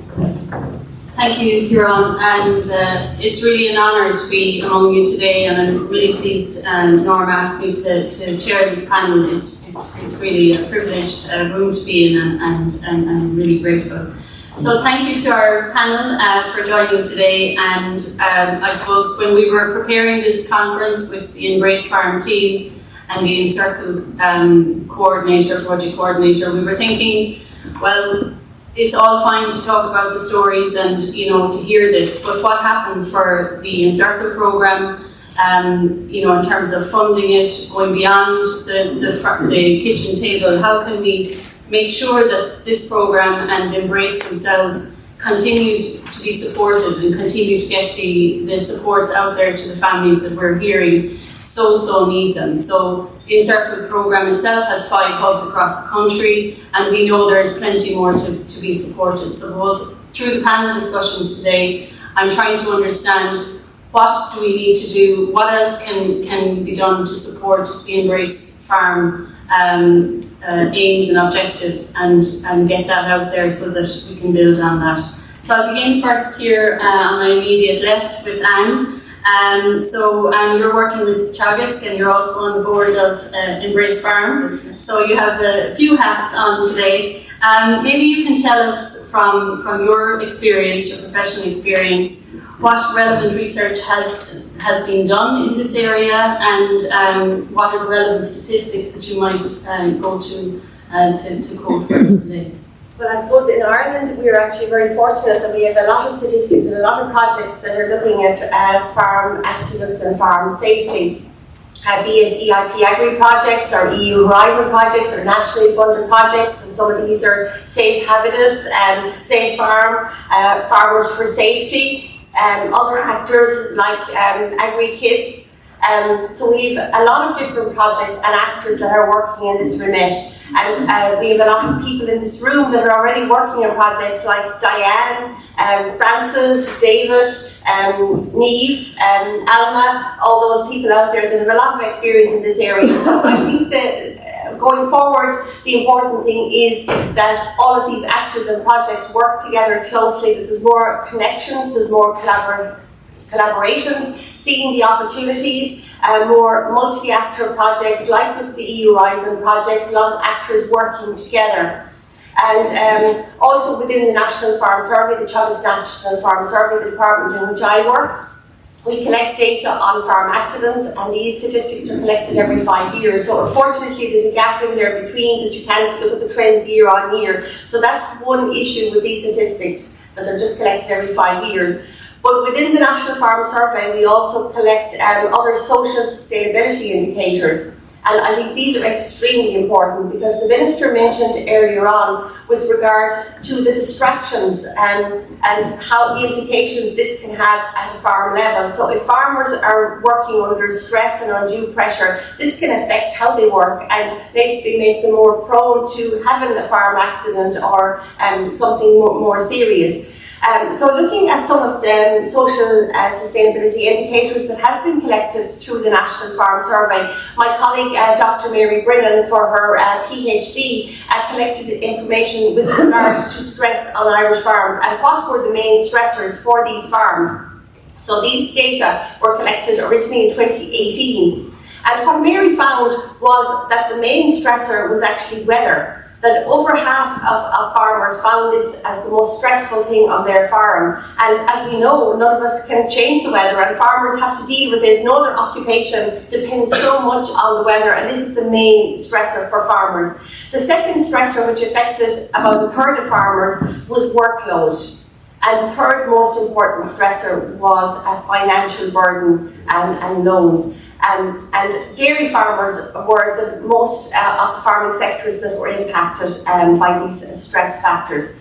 So I think we need to have an understanding of, first of all, what are the stressors for farmers, the short and the long-term stressors, how we can cope and deal with these on an ongoing basis. Also, the internal stressors to the farmer himself, how can these be dealt with? I know some of the external stressors like weather, there's very little we can do about that apart from maybe changing the cropping structure or whatever enterprise they're involved in, but that's obviously not a short-term decision that they can make. So I think by having a further understanding of these statistics, then maybe we can learn a little bit more about what the farmer has to deal with on his farm on a daily basis.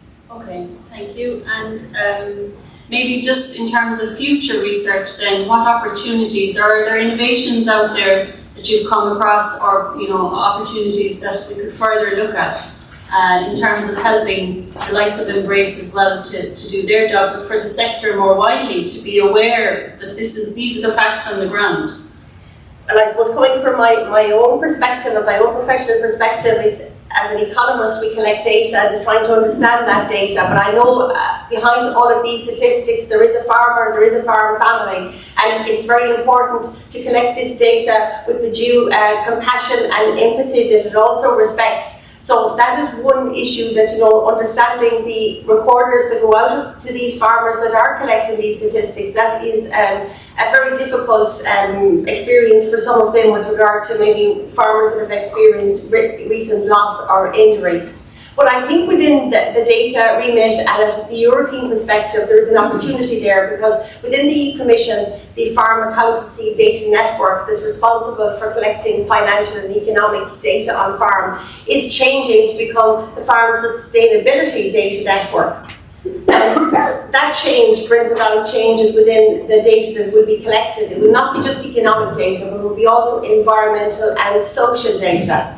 And with that comes an opportunity within Ireland and across Europe to compare and contrast Irish farmers with others with regard to indicators like stress on farms, farm accident variables. So I think that gives us an opportunity for looking not only at the sustainability of the farm system itself, but the sustainability of the farm household and the farmer within that ecosystem, and how this can be better supported within the CAP going forward.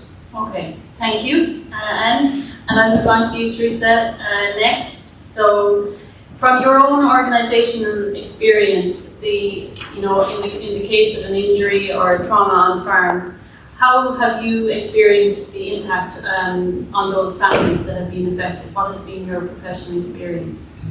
Yeah, thank you very much for the invite. It's an honour to be here today representing IFA and Farm Family and Social Affairs. It's been, I suppose, it's detrimental impact psychologically, emotionally, physically, and throughout the family, but also throughout the community. Any bereavement, loss, we were murder, suicide, or even suicide. The loss is very personal to one, and then it's it's just fabricates through the surface, right through shrapnel, I would say, through the village. And you've got different types of structures within a community.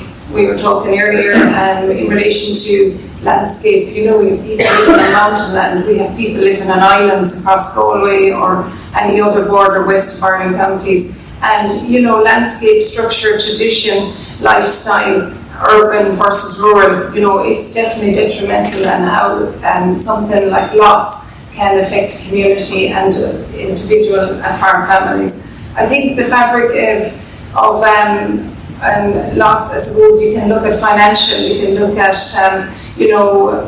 financial loss on families. A widower, you can see the pension of a widow's pension, and if you own land, you can't actually access the pension, so you're opted out of that. So the financial loss, you have the emotional loss, you have, I suppose, you've got the biggest things of isolation. You can be structurally left alone, as we talked about earlier, to run a farm, and you've got the grief to go through. And I suppose the great thing about the holistic view of collaborating with all the other organisations through either cancer or loss through death of suicide or bereavement in any other way, that we can collaborate together on a holistic platform, and under that umbrella that we can bring a network of organisations together. So even as IFA, 72,000 members out there, we can do our part, and we will definitely in the future be empowering this Encircle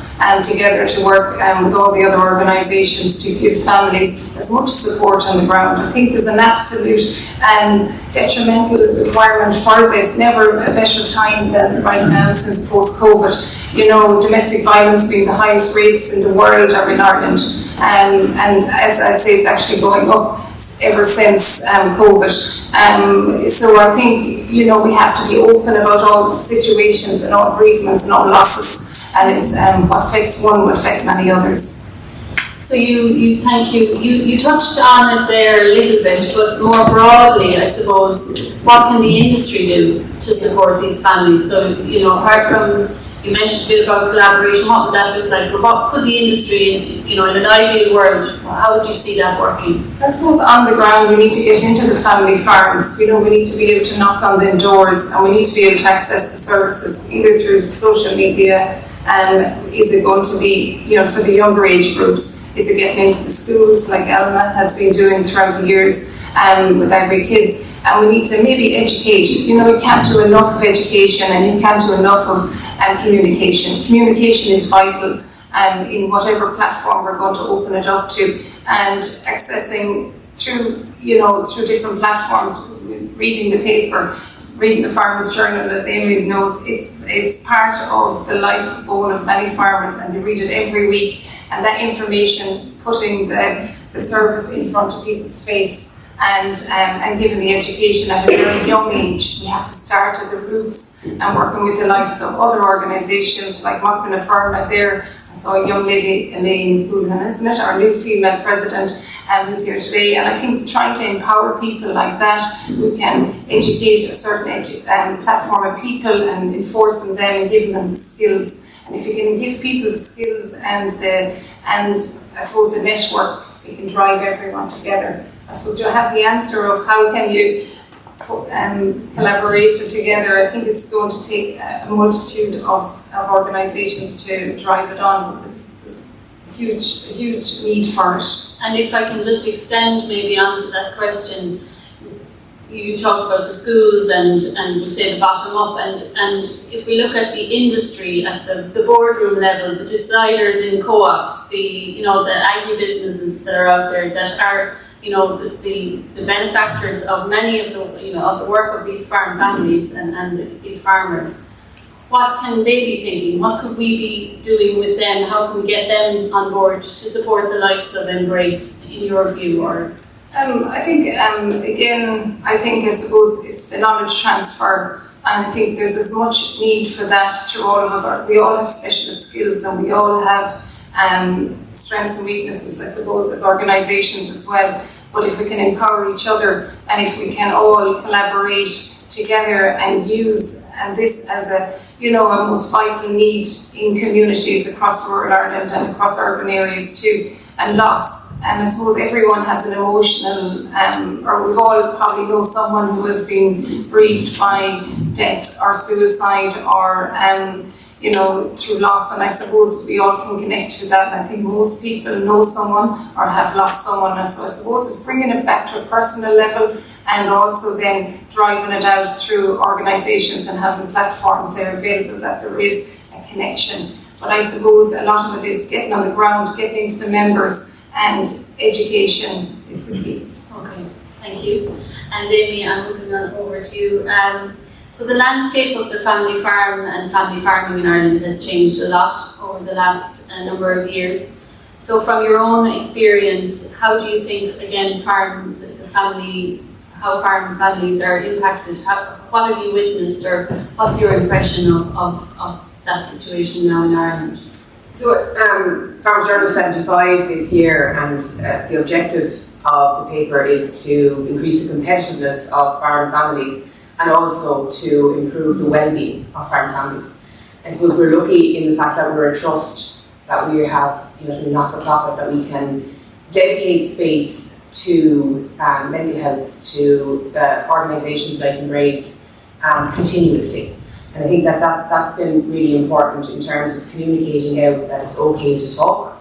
And I think that has been a fundamental shift in family farms over, I suppose, my lifetime in the last, as farms have grown, as farms have changed, as the landscape of the countryside has changed, there has been more pressure. And I'll go back to Anne's point, the weather, can't do anything about the weather, but labour is a massive issue. And I think that as well, I was at 3 funerals in a very, very short space of time. I think there's probably a lot of people that were at the same 3.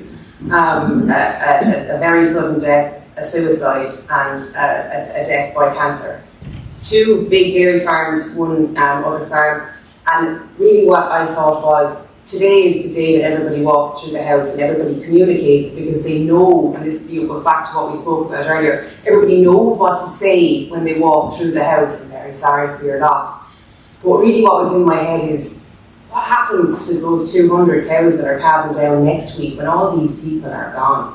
And I think that really struck me, that in Ireland, we come from a place of community and family, and that support network, that metal that was there through the generations. I think that's really important that we don't lose that as well. And Embrace and organisations, I think that it's fantastic to have that network, but people are still a little bit afraid to reach out. So they are communicating better, but there is a bravado. There's been a lot of work done with Chagas and Shane Conway and others, and the Men's Health Division, talking about, like, I'm okay, I have to be strong. I think that 16-year-old that we spoke about earlier, where did he get the idea that he had to be the one to step up and go out and move the cattle around? I think that, that community needs to stay around. And when I spoke to, in preparation for today, I spoke to people who had lost people, and it's like, well, we all say, if there's anything I can do, what do we actually do? Because the person says, oh no, everybody's around, but 2 weeks later they're not around. And that's when the person, and friends of mine and people I've spoken to have said, that's when I need somebody who will take the kids to football training. That's when I need that frozen lasagna. I didn't need it when everybody was bringing food 2 weeks ago. I need it now. And I think that maybe has changed a little bit. Like, people are more willing to speak, which is a positive, but I don't know if the same level of community spirit exists as farms have gotten bigger, less people are in rural Ireland. Like we mentioned Elaine, they're marching to Dublin yesterday, concerned that there's going to be a continuous outflow of young people. But from the paper's perspective, we get letters every week from people that are bereaved, and some of them, as I said, we're a trust, some of them, are for the paper, and we ask, can I use this to share your story? And we get huge feedback from that. And I was just saying to the guards that are here, often I get a request, an email, you did an interview with this man and his wife had died, or you did an interview with this person who had, can I get a copy of that because a friend of mine needs it? And that's I think the communication and the message and the importance of the paper. Like, anecdotally, I'm told as well that men are more likely to read my section of, let's say, a magazine in another paper that would be very much considered, because they could be looking at the property, or they could be looking at finance, and if it fell over onto the health page, that just happened, and I can close it really fast, and it's still the Farmer's Journal. That's not, it should be able to read whatever they want, but the doctors, medics would always say that to me, keep doing the health pages anyway, because male farmers will read them. I think that's really important. But this came really home to me after the funeral of the suicide in particular, because another farmer, actually, the man who committed suicide, did an article in the paper, his wife, very supportive, many years ago, before my time, and I remembered it. But another farmer wrote up on REP.ie, dear such and such to the wife, I read this story in the Farmer's Journal, and I went and I met you, and the support you gave me at that time means that I'm still here, and I am so sorry, wife, that your husband didn't make it through himself. And I went and I got the pages out again, went back into the files, found the story, reread it again, and I was just thinking, you can have an event like this. All it takes is that one person goes home and remembers that if somebody else is impacted, that there is somebody that they can talk to, and that shares their story and supports other people. And I'll continue to do that for as long as they keep me in the Farmer's Journal. But I think that the work has to be continuous, as I was saying as well. You print something today and it's not relevant to that person, but in 2 weeks' time it could be the most relevant thing in the world. So, and Ray, my predecessor, always said that to me, it's not repetition, because people's life stages are changing all the time. So keep putting it out there, putting it out there, putting it out there. Okay, and apart from what you described there, which is, it's really interesting to see the ripple effect, and even if it's years later. Again, coming to the question that you kind of asked Teresa as well, you deal with the agribusiness community a lot, or the industry at large a lot. What do you think they can do to support the likes of Embrace Farm going forward?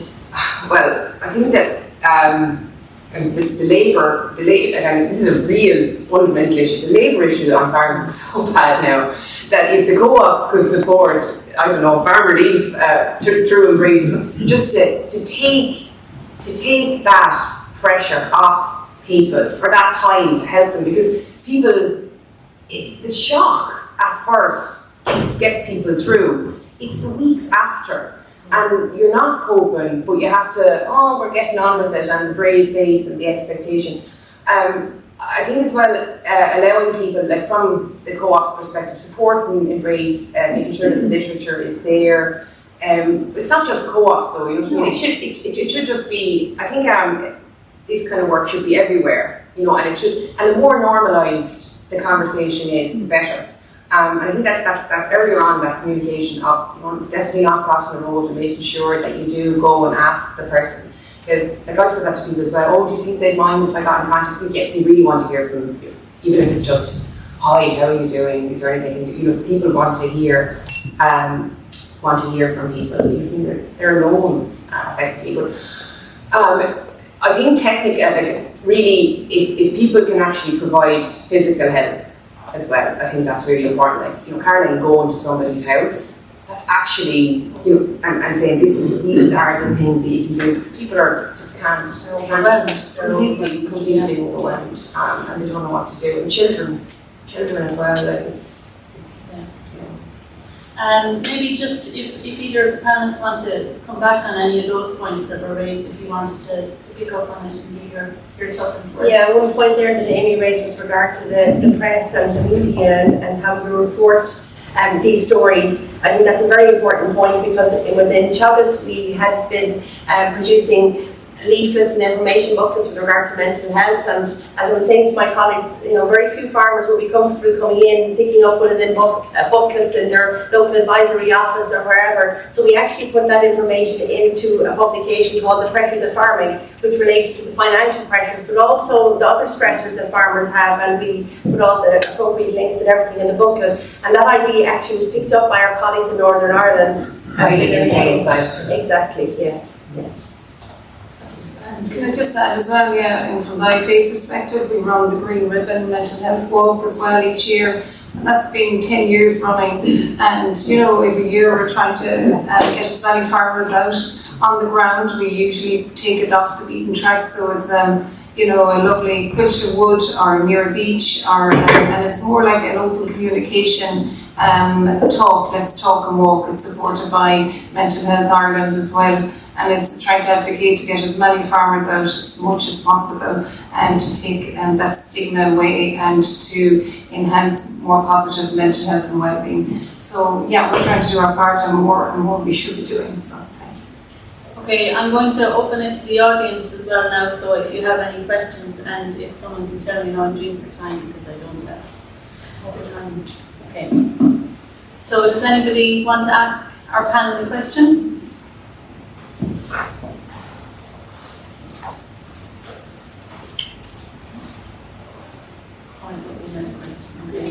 Maybe in the meantime, while we have a question. Yeah, I just pick it up. Yeah.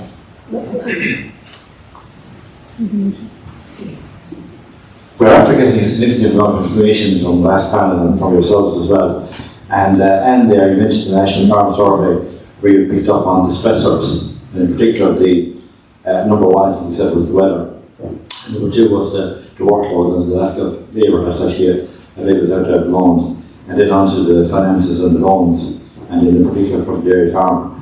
So, you know, I'm sitting here and sort of listening to one speaker after the other on the phone, and it is clearly the workload is at peak in the spring, especially in dairy farms, and especially on sheep farms as well, but most especially in dairy farms. So if something happens at that time, that's a real issue for the family. So I'm just wondering, or thinking and wondering, is there something around where Embrace could heighten the awareness, like some sort of a spring project or whatever, where you could heighten the awareness of the health and safety, and if something unfortunately happens, sort of heightened awareness around the springtime when the heavy workload is there. And around that, you know, costs were mentioned, and how support could be given. Is it possible that maybe there could be some sort of a task force set up that would be funded by the co-ops, or maybe the agri sector in general? I don't know the answers to these, it's just sort of thought-provoking. Maybe there's something that could be done around that.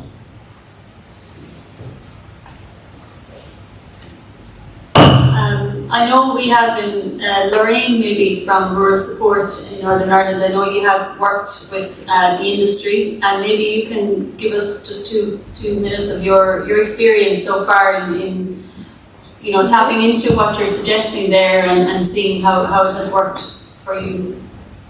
Thank you. So hello everybody, it's really good to be here and what a brilliant conference we're having. So my name is Veronica Morris, I'm Chief Executive of Rural Support. We are the farm and support charity in Northern Ireland. We've been in existence now for 20 years, so I suppose we've been doing this for quite a long time. Last 2 to 3 years, we changed our model in terms of how we interact with farmers. We are proactive now and going out and trying to reach farmers at an earlier stage, providing support through business programmes, through mental health awareness services. And we also have our support line, which provides access to business mentors and counsellors and trauma support. Different times of the year, there's different pressures, of course. Our experience has been it's difficult to get the information in when there's so much other information there. Overwhelm is a word that's often used by our farmers, and we do our feedback and analysis, our evaluation work with our programmes. So what we try and do is have the information available at different points in different places where the farmers are. So the likes of the Come with the Purchase of Farming book that has been mentioned, and we have that model, we use that book version along with the Health and Safety Executive in Northern Ireland. That book we have at all of our workshops and programmes. If any of our mentors are out with farmers working around the kitchen table, the book is brought with them. So at this point, that book, every year, we're printing about 10,000 copies of it. So, and it's been in circulation now, I think this is probably the 4th year. And that book, as we say, digital is great and you get stuff online. But that book sits at the kitchen table and they'll flick through it, and it's got information on the business end, but it also has information on what to do when things go wrong, and a whole raft of contact numbers and websites at the back of that booklet as well. So that's one way we reach them. The other way we have is our new farm support hub. So this is a digital resource. We developed it during COVID, and it is designed for farmers to be able to go and identify where their problem may lie in relation to whether it's their farm business or their mental or physical health. That's linked into a website called FARM Online, which is run by HSE&I. So we work in collaboration an awful lot with other service providers and the commercial companies as well in Northern Ireland. We find that by doing that, we're reaching an awful lot more people at the time when they need it, because you don't know people don't know when they're going to be in trouble until they're in the middle of it. But if we've been able to get a message through that there are supports there and how to access them earlier, and we've built up trust as well, that has worked significantly for us. And we've gone from working directly with about between 1,500 and 2,000 farmers to now, thanks to our digital hub, we're reaching over 20,000 farmers a year, and that's inside only a couple of years. So I think if you keep in mind, we have to go to the watering holes, as they say, where they are, not where we think they are. We do a lot of work at the marts, we do a lot of work at the Agri shows. We're at all of the Agri shows right across the summer. Very busy period for us. Balmoral show is the main Agri show in Northern Ireland, and we're flat out there for the 4 weeks, and our 4 days feels like 4 weeks over long days. But the other thing we do is about our model in providing business, financial, and technical support alongside counselling and trauma intervention is a model now that we're finding we have results coming through that it's worked very, very effective. It's intensive at the beginning and it costs quite costly, but in the longer term we save a lot of money, and that is, the industry has really picked up on that, because they're going, well, look, if you can help them in that year after a tragedy, after trauma, or where there's been financial distress or family breakdown, poor succession planning, all of those things, we can help them at that point. The farm is still active and producing in 5 years' time, so it's about supporting the industry to keep the farm and supply steady and secure. Projects like Encircle, we're involved with, I'm on the steering group with Embrace Farm, and we have been working with Embrace Farm for quite a number of years, but over the last couple of years it's gotten much more focused, and we have found that even been able to bring some of the learnings to this jurisdiction, and we're also working with Rabbi in GB to develop their programme as well, because this model is really having a significant impact, and everybody wants to know how to do it better and how can you get to the farmers, how can you get them to listen, and as you've said, in terms of they'll read the health page in the middle of a magazine that happens to be an Irish Farmers Journal, but the messages have to be given to them in a way that's palatable to them. We have our health and wellbeing service. We have developed it around occupational health. So it's occupational, mental and physical health. So the idea that a farmer can understand the impact that her mental health will have on their business, because really that at the end of the day, they look after the cows quicker than they look after themselves. So if we can make it that if you don't look after yourself, you can't look after the cows and you don't have a business, they are accepting those messages much better. I'm rambling on, I could take it all day talking about this, but did that answer your question? There's a Yeah, that's great. Thank you so much. You have a question? Yeah. Really clear every business PR. There's two things. Obviously, labour is a huge problem because that puts pressure on a farmer. You know, very busy in dairy farms, for example, terrible time to spray without cows, etc.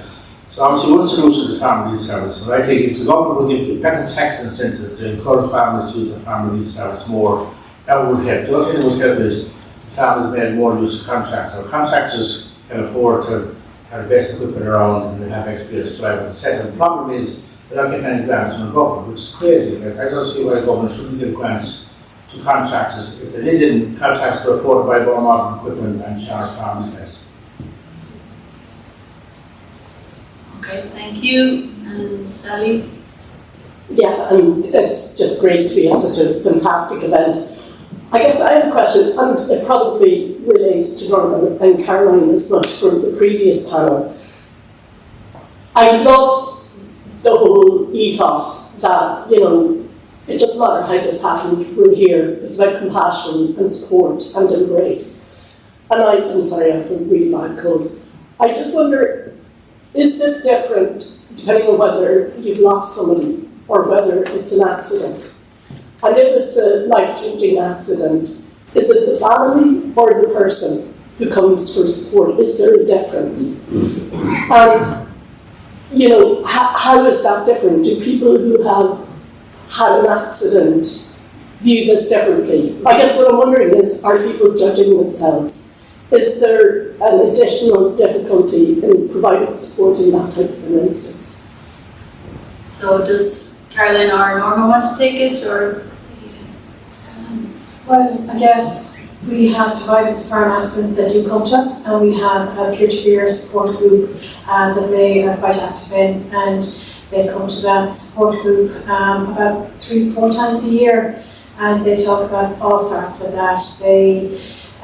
We had an announcement last Saturday, Minister Hayden attended it to hear firsthand all of those stories. He heard lots of different stories about normal farming pressures to one man who spoke about because he lost his use of his left side, he was no longer able to continue his business, his income fell, the banks came in after a while and they closed in, they wanted their debt back, his marriage broke down, he lost his kids, and he cried telling that story in front of the minister. And then we moved on to another subject about how one guy wanted to figure out how he could get out the yard and do certain different tasks out the yard. And there was this big conversation about adapting naked bits of him first, you know, with his arms, his legs, things like that, and then adapting machinery to help do that. So the types of people that come to us, they are all sorts. They have all different types of circumstances. They have all different types of needs, but whether it be emotional or practical, it comes from all different sources. I would say as well that we get a lot of letters from people who write into Dear Miriam. Sometimes Dear Miriam ends up going to legal and Dear Miriam ends up going to finance, you know, they get sent around. What I would say is that there's a huge amount of people that have a bereavement or a problem and they're looking for help for somebody in their family. And generally speaking, the first line in that advice is you need to mind yourself first to support that person. Because if the person that the caregiver or the person is not right themselves, they can't offer that support elsewhere. I would say that's nearly always, you know what I mean, that you're suffering too, and you need to mind yourself too, and get support for yourself, and then you can support that person and encourage them to do the same thing. Yeah. Hi, sorry, this question might be kind of more for Amy, but maybe everyone might have an opinion. So Jen Smith is my name, I'm a communications consultant and we've worked with Embrace for the last number of years. One of the challenges, it's interesting, I look at the board, a load of suggestions were media coverage and more social media and whatever. And the challenge that we have with media for Embrace, and I think it's interesting in the context of all of this, is that the demands tend to be for personal stories, right? And that's really sensitive for the families involved, and probably, Norma and Catherine have gone through the list of people who are willing to talk about their story, and the same people have been kind of rolled out a little bit. And I think it's just a general challenge. I think it's good for people in the room to be aware that when the well runs dry in those stories, is there a way for us to continue to tell the story through media without the personal stories? Because, of course, Amy, when you're looking at it, that's what makes it. It's a colour story and it's kind of telling people's personal side of things. But just generally, I think it's a challenge, and it's a challenge I suppose we're going to continue to face if we need to continue to tell the story. So just interested if anyone had any opinion on it. From my perspective, unfortunately, the stories keep coming, and I prefer if we ran out, to be honest. I find that people, from my point of view, we're not a glossy magazine. We don't put famous people, really famous people, on the cover, because people in rural Ireland, we want them to identify with people that are the same as them. That's what we see as our role. And yes, and I don't know if colour is the way I put it, but we do, yes, I find that people will identify with people that they see themselves in, and they're much more likely to read a story that they can identify with. So yeah, I would say I do need the people willing to speak. But events like this will get coverage. The green ribbon walks, because you don't need exactly a person. You can have a person's story that's just like what Teresa was saying there. Like people who go to an event and meet somebody else, they might just go and they might not think that they have any issue at all. But just by talking to somebody else, that can be sorted out. With the media side of it, we do need, because there's only so many words that fit on a page, you do need to turn it into something. But I'm perfectly willing to work with Embrace or anybody else to try to get messages across. But you do need, there's no point in putting it on the page if people are not going to read it. And columns of text with no context and no story, it just ends up being columns and columns of text. Okay. David? Thank you very much for that. So I'm David Bertha from Charters. I run basically the research program on health and safety. And again, just to echo the comments of many people, this has been a great event and it's been great to be here. This is really a comment on an offer as opposed to a question. But the comment goes back to really what Amy has been saying for all of our contributions, and it's around that making an impact, about translating stories into messages and learnings that people can take on, can apply to their own lives, their own farms, and the supports that we can offer each other. The offer that I'm making is, and earlier on Norma mentioned the need for research in this space, that is the business I'm in, and what I'm always interested in are what are the needs of end users, what are the needs of the communities on the ground, what are the needs of the stakeholders who are in this space. How can we generate the evidence or the knowledge that's required to support the development of initiatives or programs. Maybe it's a policy recommendation that we want to support. And as part of that, I'm leading a large EU project called Safe Habitats, it was mentioned earlier on. And within that, we have resources to do some of those types of activities. Now, it's not an endless budget, unfortunately, but we are interested in hearing from people about what do they think are the knowledge gaps, what do we need to know more about, and then how can we translate that into impact. So how do we take whatever we do in research and translate it into something that is delivered in the right way, through the right medium, so that it reaches the end users and has an impact with them. Otherwise, we may as well take all that money from the EU and burn it, because if we're not having an impact, we're at nothing. Thanks. Okay, thank you. I think are we out of time? Or? We are. I'm actually going to break my own time code. If I have one comment, if that's okay. I'd like to add, just with going back to like the media world and everything else, that I would call on, I think, less tolerance from the media and social media in the whole area of what is posted on social media, what is posted and pictured in newspapers with regards to bad habits and bad behaviour around safety. All too often, once again, we see children put in compromising situations on a farm. We see people put in compromised situations on a farm, and the whole vanity, I think the social media vanity over sanity takes over completely. So I would welcome a lot more input from the media in making sure that we don't include images that go against farm safety. We do show less tolerance, we do call it out, and we do challenge the comments, etc., that go in on social media, kind of endorsing, enabling, because not only are we spreading this bad behaviour and this bad culture, but we're also triggering those who haven't been so lucky, who have been affected, who haven't walked away laughing and skitting. And we need to be very, very memorable and cognizant of those people. And I think today, these candles lit is very symbolic of those people. So thank you. Great. So just to wrap up my own panel, thank you to all the panel speakers for your inputs and to the questions and answers.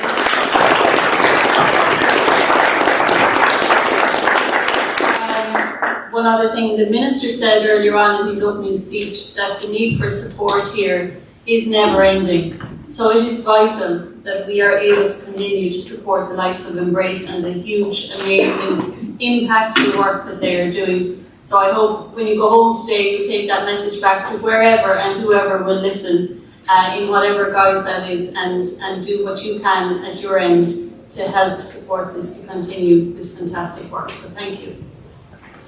Ladies and gentlemen,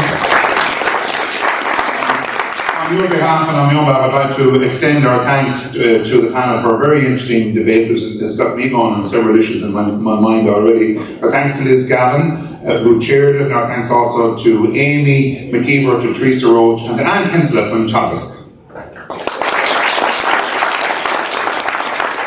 There's a couple of things I might just comment. We have a couple of minutes. We're back on the right side of the time. A couple of things I might comment on some of the questions, particularly the media ones, the last couple. I think the panel had a very good point a few minutes ago. I'm kind of astonished at this thing about good practice and bad practice on television, what goes, what is noticed, what is not noticed. Because in recent years, I was kind of, I suppose astonished is probably the wrong word, probably amused by people giving out about Kin, the television drama programme, on Sunday nights. Some of you have seen it, I'm sure, on Sunday night. And the people giving out were friends of mine in the Gardaí. I see we have one left and nothing personal today. Someone, Graham and Corrigan left us as well. But the complaint my friends were saying, like, you know, why are you always showing them changing the SIM cards on the phones? You're giving ideas to young criminals, you know. And I was saying, you know, I can't remember the last I heard them up to me and talking about something about the tractor in the shop or the trailer or the practice on the farm, you know. There was such a focus on that because it's a drama and it's a different area. So we do, you're right, we do need to be conscious that we need to make a big deal of that. Because it's only when you do that it changes, you know. I saw one SIM card being burned on Kin so far this year, that's about it. I haven't seen too many more. But the issue of interviews is kind of a separate point. And I think your issue is probably mostly focused, I would say, on the electronic media and getting people to go on camera and go on mic. That's difficult, even more difficult than print, with respect to my colleagues in the print media. That's difficult, but going in front of a camera is even more difficult. And, you know, I was a code person myself for 25 years. I always said they have to get a person on the camera. Why do they do that? Because the powerful personal testimony. Powerful testimony. If I said it was a terrible situation and it happened in the third party, it just doesn't have the same effect. I'm sorry, but that's the reality of it. But I come back and I also say to them, if we're going to make these points, we're really going to make this point. We need powerful personal testimony. We really do need powerful testimony. And it needs a personal experience. And there will be a time, it won't be in the immediate aftermath of an incident or an accident, but there will be a time when somebody feels they can make a contribution. Maybe that's the time. Hopefully people in the room will be able to identify those who will come forward and help you in terms of interviews. An anecdote to finish with. It's not only the people who die in accidents or their families that need support. This is a true story, and I think we all needed support of it, which happened recently. I used to live in a house in Roscommon town, near the GA pitch up on the Galway Road. And today, a Ukrainian couple called Ivanka and Igor live in the house. They have two kids. And Ivanka's sister, Svetlana, lives with them, and the two kids. Ivanka's sister, Tatiana, was killed in the war. And that's why they initially left. They were in Kharkiv, and they came to live here. And they've been in the house for about 2 months at this stage, and she rang me last Friday week at about 4 o'clock in the afternoon. She's broken English, and she said to me, "We are under fire. We are under fire at the house." And I said, "What?" I was actually at the conference that afternoon. "What? I mean, they've fired us. They've fired us." And I said, "What is going on?" She said, "Hold on, I'll put you on.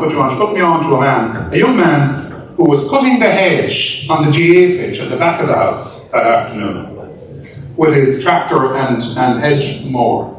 And those of you in the farm business will know the business better than I do, know the machinery. The flail from the top of the gadget left the machine. It left the machine, went through the ditch at the back of my house where this couple live. I'd say it possibly travelled 30 metres to the back window of a bedroom in the house. It didn't shatter, it made a bullet hole through the window. It then went in and hit the back wall of the bedroom, damaging the back wall. It rebounded off a side wall and down into a ceramic sink, which shattered.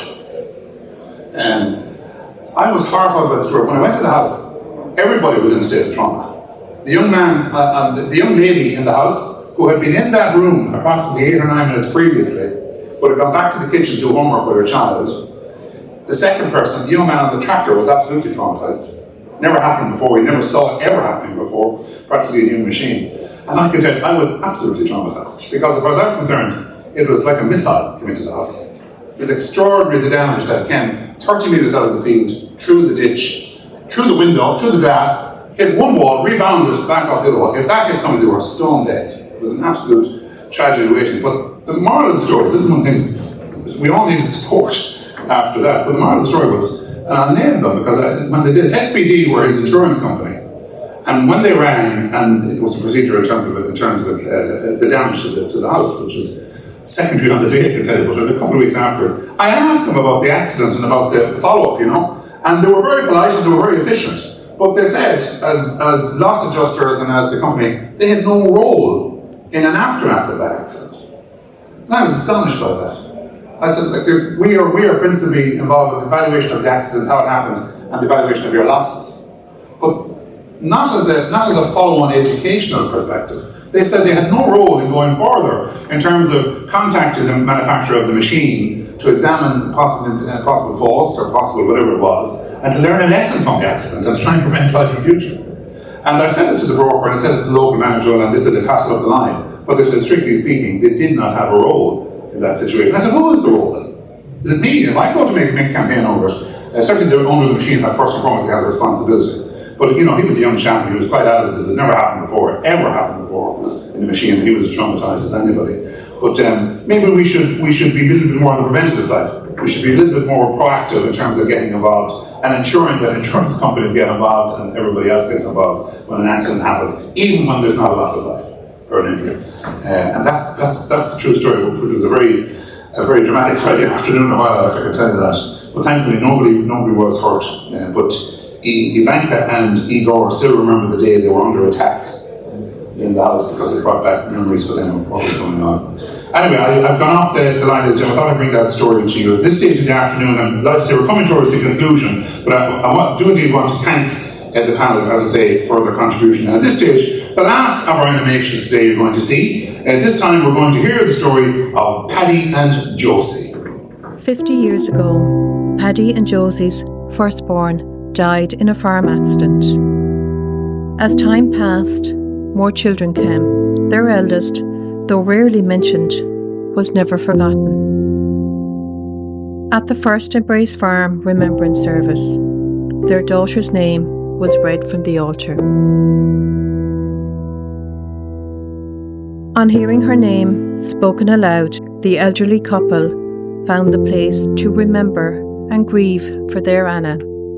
Since 2014, Embrace Farm's Remembrance Service has spoken Anna's name and the names of other victims of sudden farm loss or trauma. A sudden farm death can leave many unsupported and uninformed. Embrace Farm's Encircle Programme offers free one-to-one, practical, peer-to-peer and emotional supports. Embrace Farm, take our hand. We'll support you through this. There you go. And, this is probably a good time for me to ask you to put your hands together to compliment the team behind these animation videos. A terrific job has been done.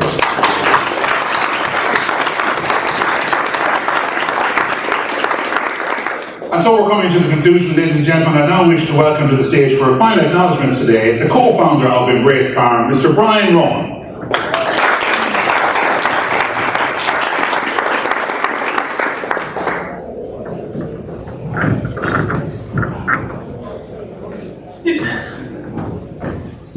Thanks very much, Kieran. Good afternoon, everybody. For 10 years now, Norma and I have answered the phone and held our door and arms open to support families like ours through truly heartbreaking situations. We are both grateful and appreciative that Embrace Farm has established itself as a place people can come to be heard and helped by people who understand. This recognition has thankfully also changed within the industry in having the Department of Agriculture, Food and Marine come together and put stronger emphasis on farm safety, health and well-being after the government of today appointed the very first Minister of State in this area.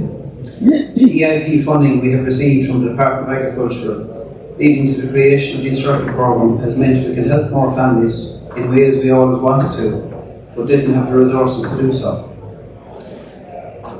Today we have heard the emotional impacts suffered by farm families after loss or injury. We have heard about the financial worries, the uncertainty around the business of continuing to run a farm without the farmer, as well as the legal matters involved, all of which arise and all of which must be dealt with by a family already coping with so much. They can't be forgotten. They must not be forgotten, which is why our work and supports must continue. As President Michael D. Higgins has often quoted, to be forgotten is like dying twice. It's days like today that always remind me of why we put together our very first remembrance service all those years ago. To remember all the families behind the numbers. They are more than just a statistic. They are parents, brothers, sisters, family, friends, pillars of our community. Their names must be remembered. 405 is a large number of farm families to now be in contact with the Embrace Farm each year. A lot of these families have become personal friends as we travel the long road together. We have grown in many ways over the past 10 years to now supporting more families grieving due to sudden death, sudden ill health, suicide, and unfortunately so much more along with those who die in farm accidents. It makes me reflect on our own story. In the weeks following Dad's death, the pressure I felt to know what was the right or wrong thing to do with the family farm weighed me down. I was one of the lucky ones. I had a father who was both my best friend, mentor, and ahead of his time with handing the farm over to the next generation, yet still be a part of the day-to-day running of the farm. When he died, a part of me went with him. But I also had a fear of not doing things right by him, as he was still the boss in my mind. I worried about Mum and our new young family, yet what kept me going was the continuity of farming life. Things still had to be done, the daily milking, feeding, silage harvesting, etc.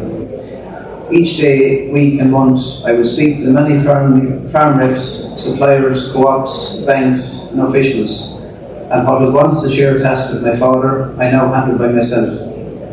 That sense of loneliness prevailed, yet we kept going. I was grateful for the support of these reps through the changeover. To this day, I believe the reps within the agri industry should be supported to understand farm families who find themselves going through tough times.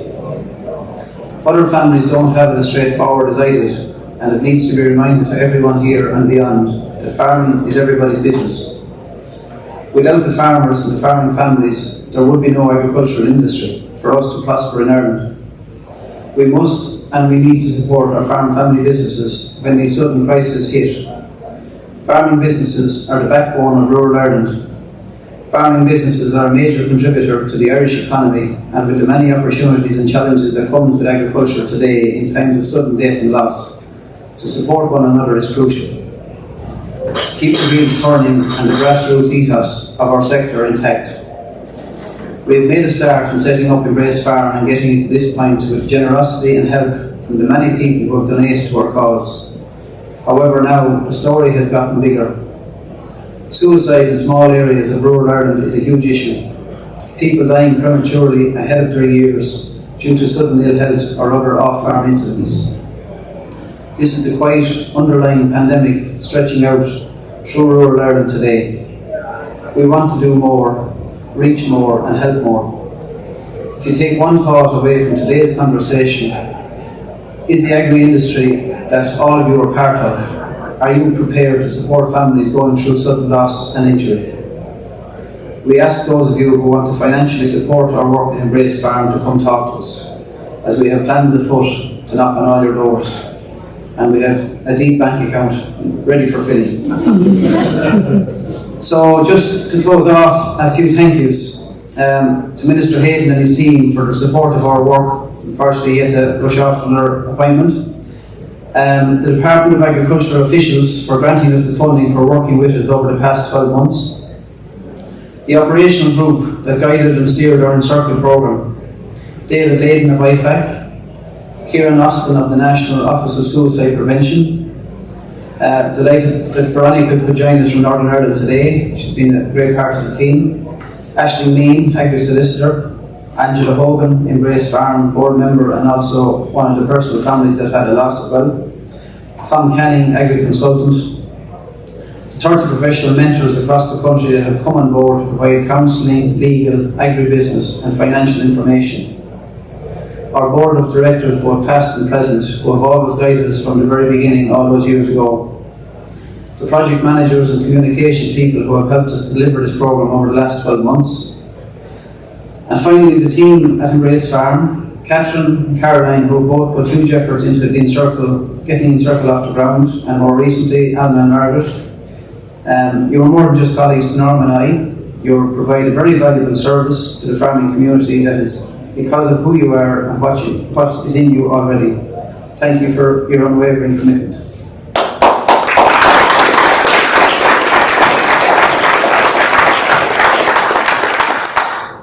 Also on the Minister, when he got his position, he made contact with us and wanted a meeting, so we travelled up to meet him in his office and we sat down and we had a good discussion with him. So as we were leaving anyway, he says, right lads, he says, we need to get the picture. And I had my mind made up going up to him. I says, he'll be looking for a picture today as most politicians do. And I just said, no, I said, we don't want a picture. And he kind of was taken aback. And I said that we were tired of getting pictures with promises. So I said, the very minute you deliver on your promises, I will take the picture. So last April, he was down in our yard and we got the picture and went to media at that stage when he had granted the funding. So we are very grateful for the support he's given us all along. So finally, to our compere, Kieran, we met Kieran a few years ago. He was down actually in our yard doing a report with us. And thanks very much for Kieran, and also Liam DeClaire and Finbar was pulling you out there for pictures. Lastly, I'd just like to launch our new Embrace Farm tagline, which is support after injury and loss. As our work has grown this past year, it became necessary for us to involve all types of injury and loss experienced by farm families. Myself and Norma would like to invite our Embrace Farm team to head down to our beautiful cake down here and just cut the cake, and we'll get a picture of that and we can all enjoy it over a couple later on. So thanks very much everyone for attending today and safe home.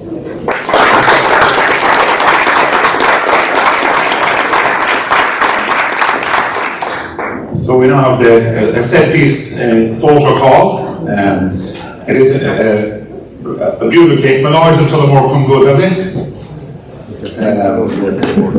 And it has on its displaying the new tagline launching today of Embrace Farm: support after injury and loss.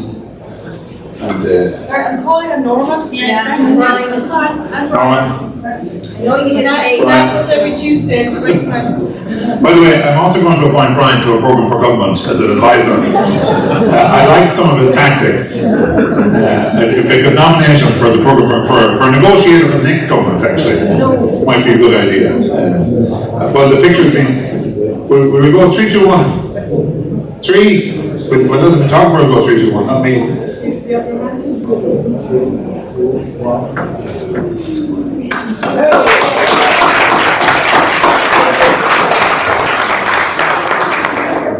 And one Well done, and I think my moment is gone, but I always wanted to say there's a piece for everybody in the audience. I think it's passed me out. Ladies and gentlemen, at this stage of things, just one final point about it. Brian mentioned it, it's quite right, the issue of funding is really critical to all organisations. I'm the chairperson of a small little group myself, a social enterprise, which is supported by PUBL under the Community Services Programme. We appoint a manager and a manager and 5 staff. We work in the provision of a project called the Lottery Access for All the Board. You might have seen it on the lottery ad from time to time. This lady in the picture going on to the boat. And for the last 5-6 years, we had 1 year funding to our project. And 1 year funding to our project is no good to our staff in the first instance, because they're trying to build houses, they're going into the credit union and the bank and they're looking for guarantees of their wages. And 1 year is no good in those circumstances. It's no good to us in terms of planning our project, for buying new parts, getting new boats, doing the safety next year. This project and your project needs multi-annual funding. And I want to compliment the Department of Community and Rural Affairs, who this spring have provided 5-year contracts to all CSP projects. So now we know our staff have 5-year contracts and we know our budget for the next 5 years. So I hope you get the same outcome in the coming weeks and months. Thank you very much. We thank our special guest today. Liz Gavin is still with us for chairing the panel session. And thanks to the panellists for giving us your own story and your own take and being frank with your views as well today. And thank you for your time and your input. We remind the delegates about the questionnaire for the conference. It's still in your conference pack. Don't leave it there, please. Take it out, put it on the table, and please fill it in. You're still free to participate in the walkabout over here. The colours of the rainbow are all to be seen. The survey will be here until 2 o'clock. And also special thanks to all of those of you who attended today, travel from all over the country and made time for this project. We welcome you all now to join us for lunch. You have shown your interest in it, and I hope it was. And finally, don't apply the rule of the 3 Ds when you go back, by the way. You know the rule of the 3 Ds, somebody said was often the fault when it comes to projects like this. I'm sure it's not true of Embrace. The 3 Ds were, for the good chairperson in an organisation: dictate, delegate, disappear. Don't do that though, don't do that. That's the weakness of it. Make sure you're back out the next time we see Farm Embrace, back on the headlines in the Farmers' Journal or on the papers, on TV or radio. And good luck to you all. And enjoy your lunch. Thank you very much.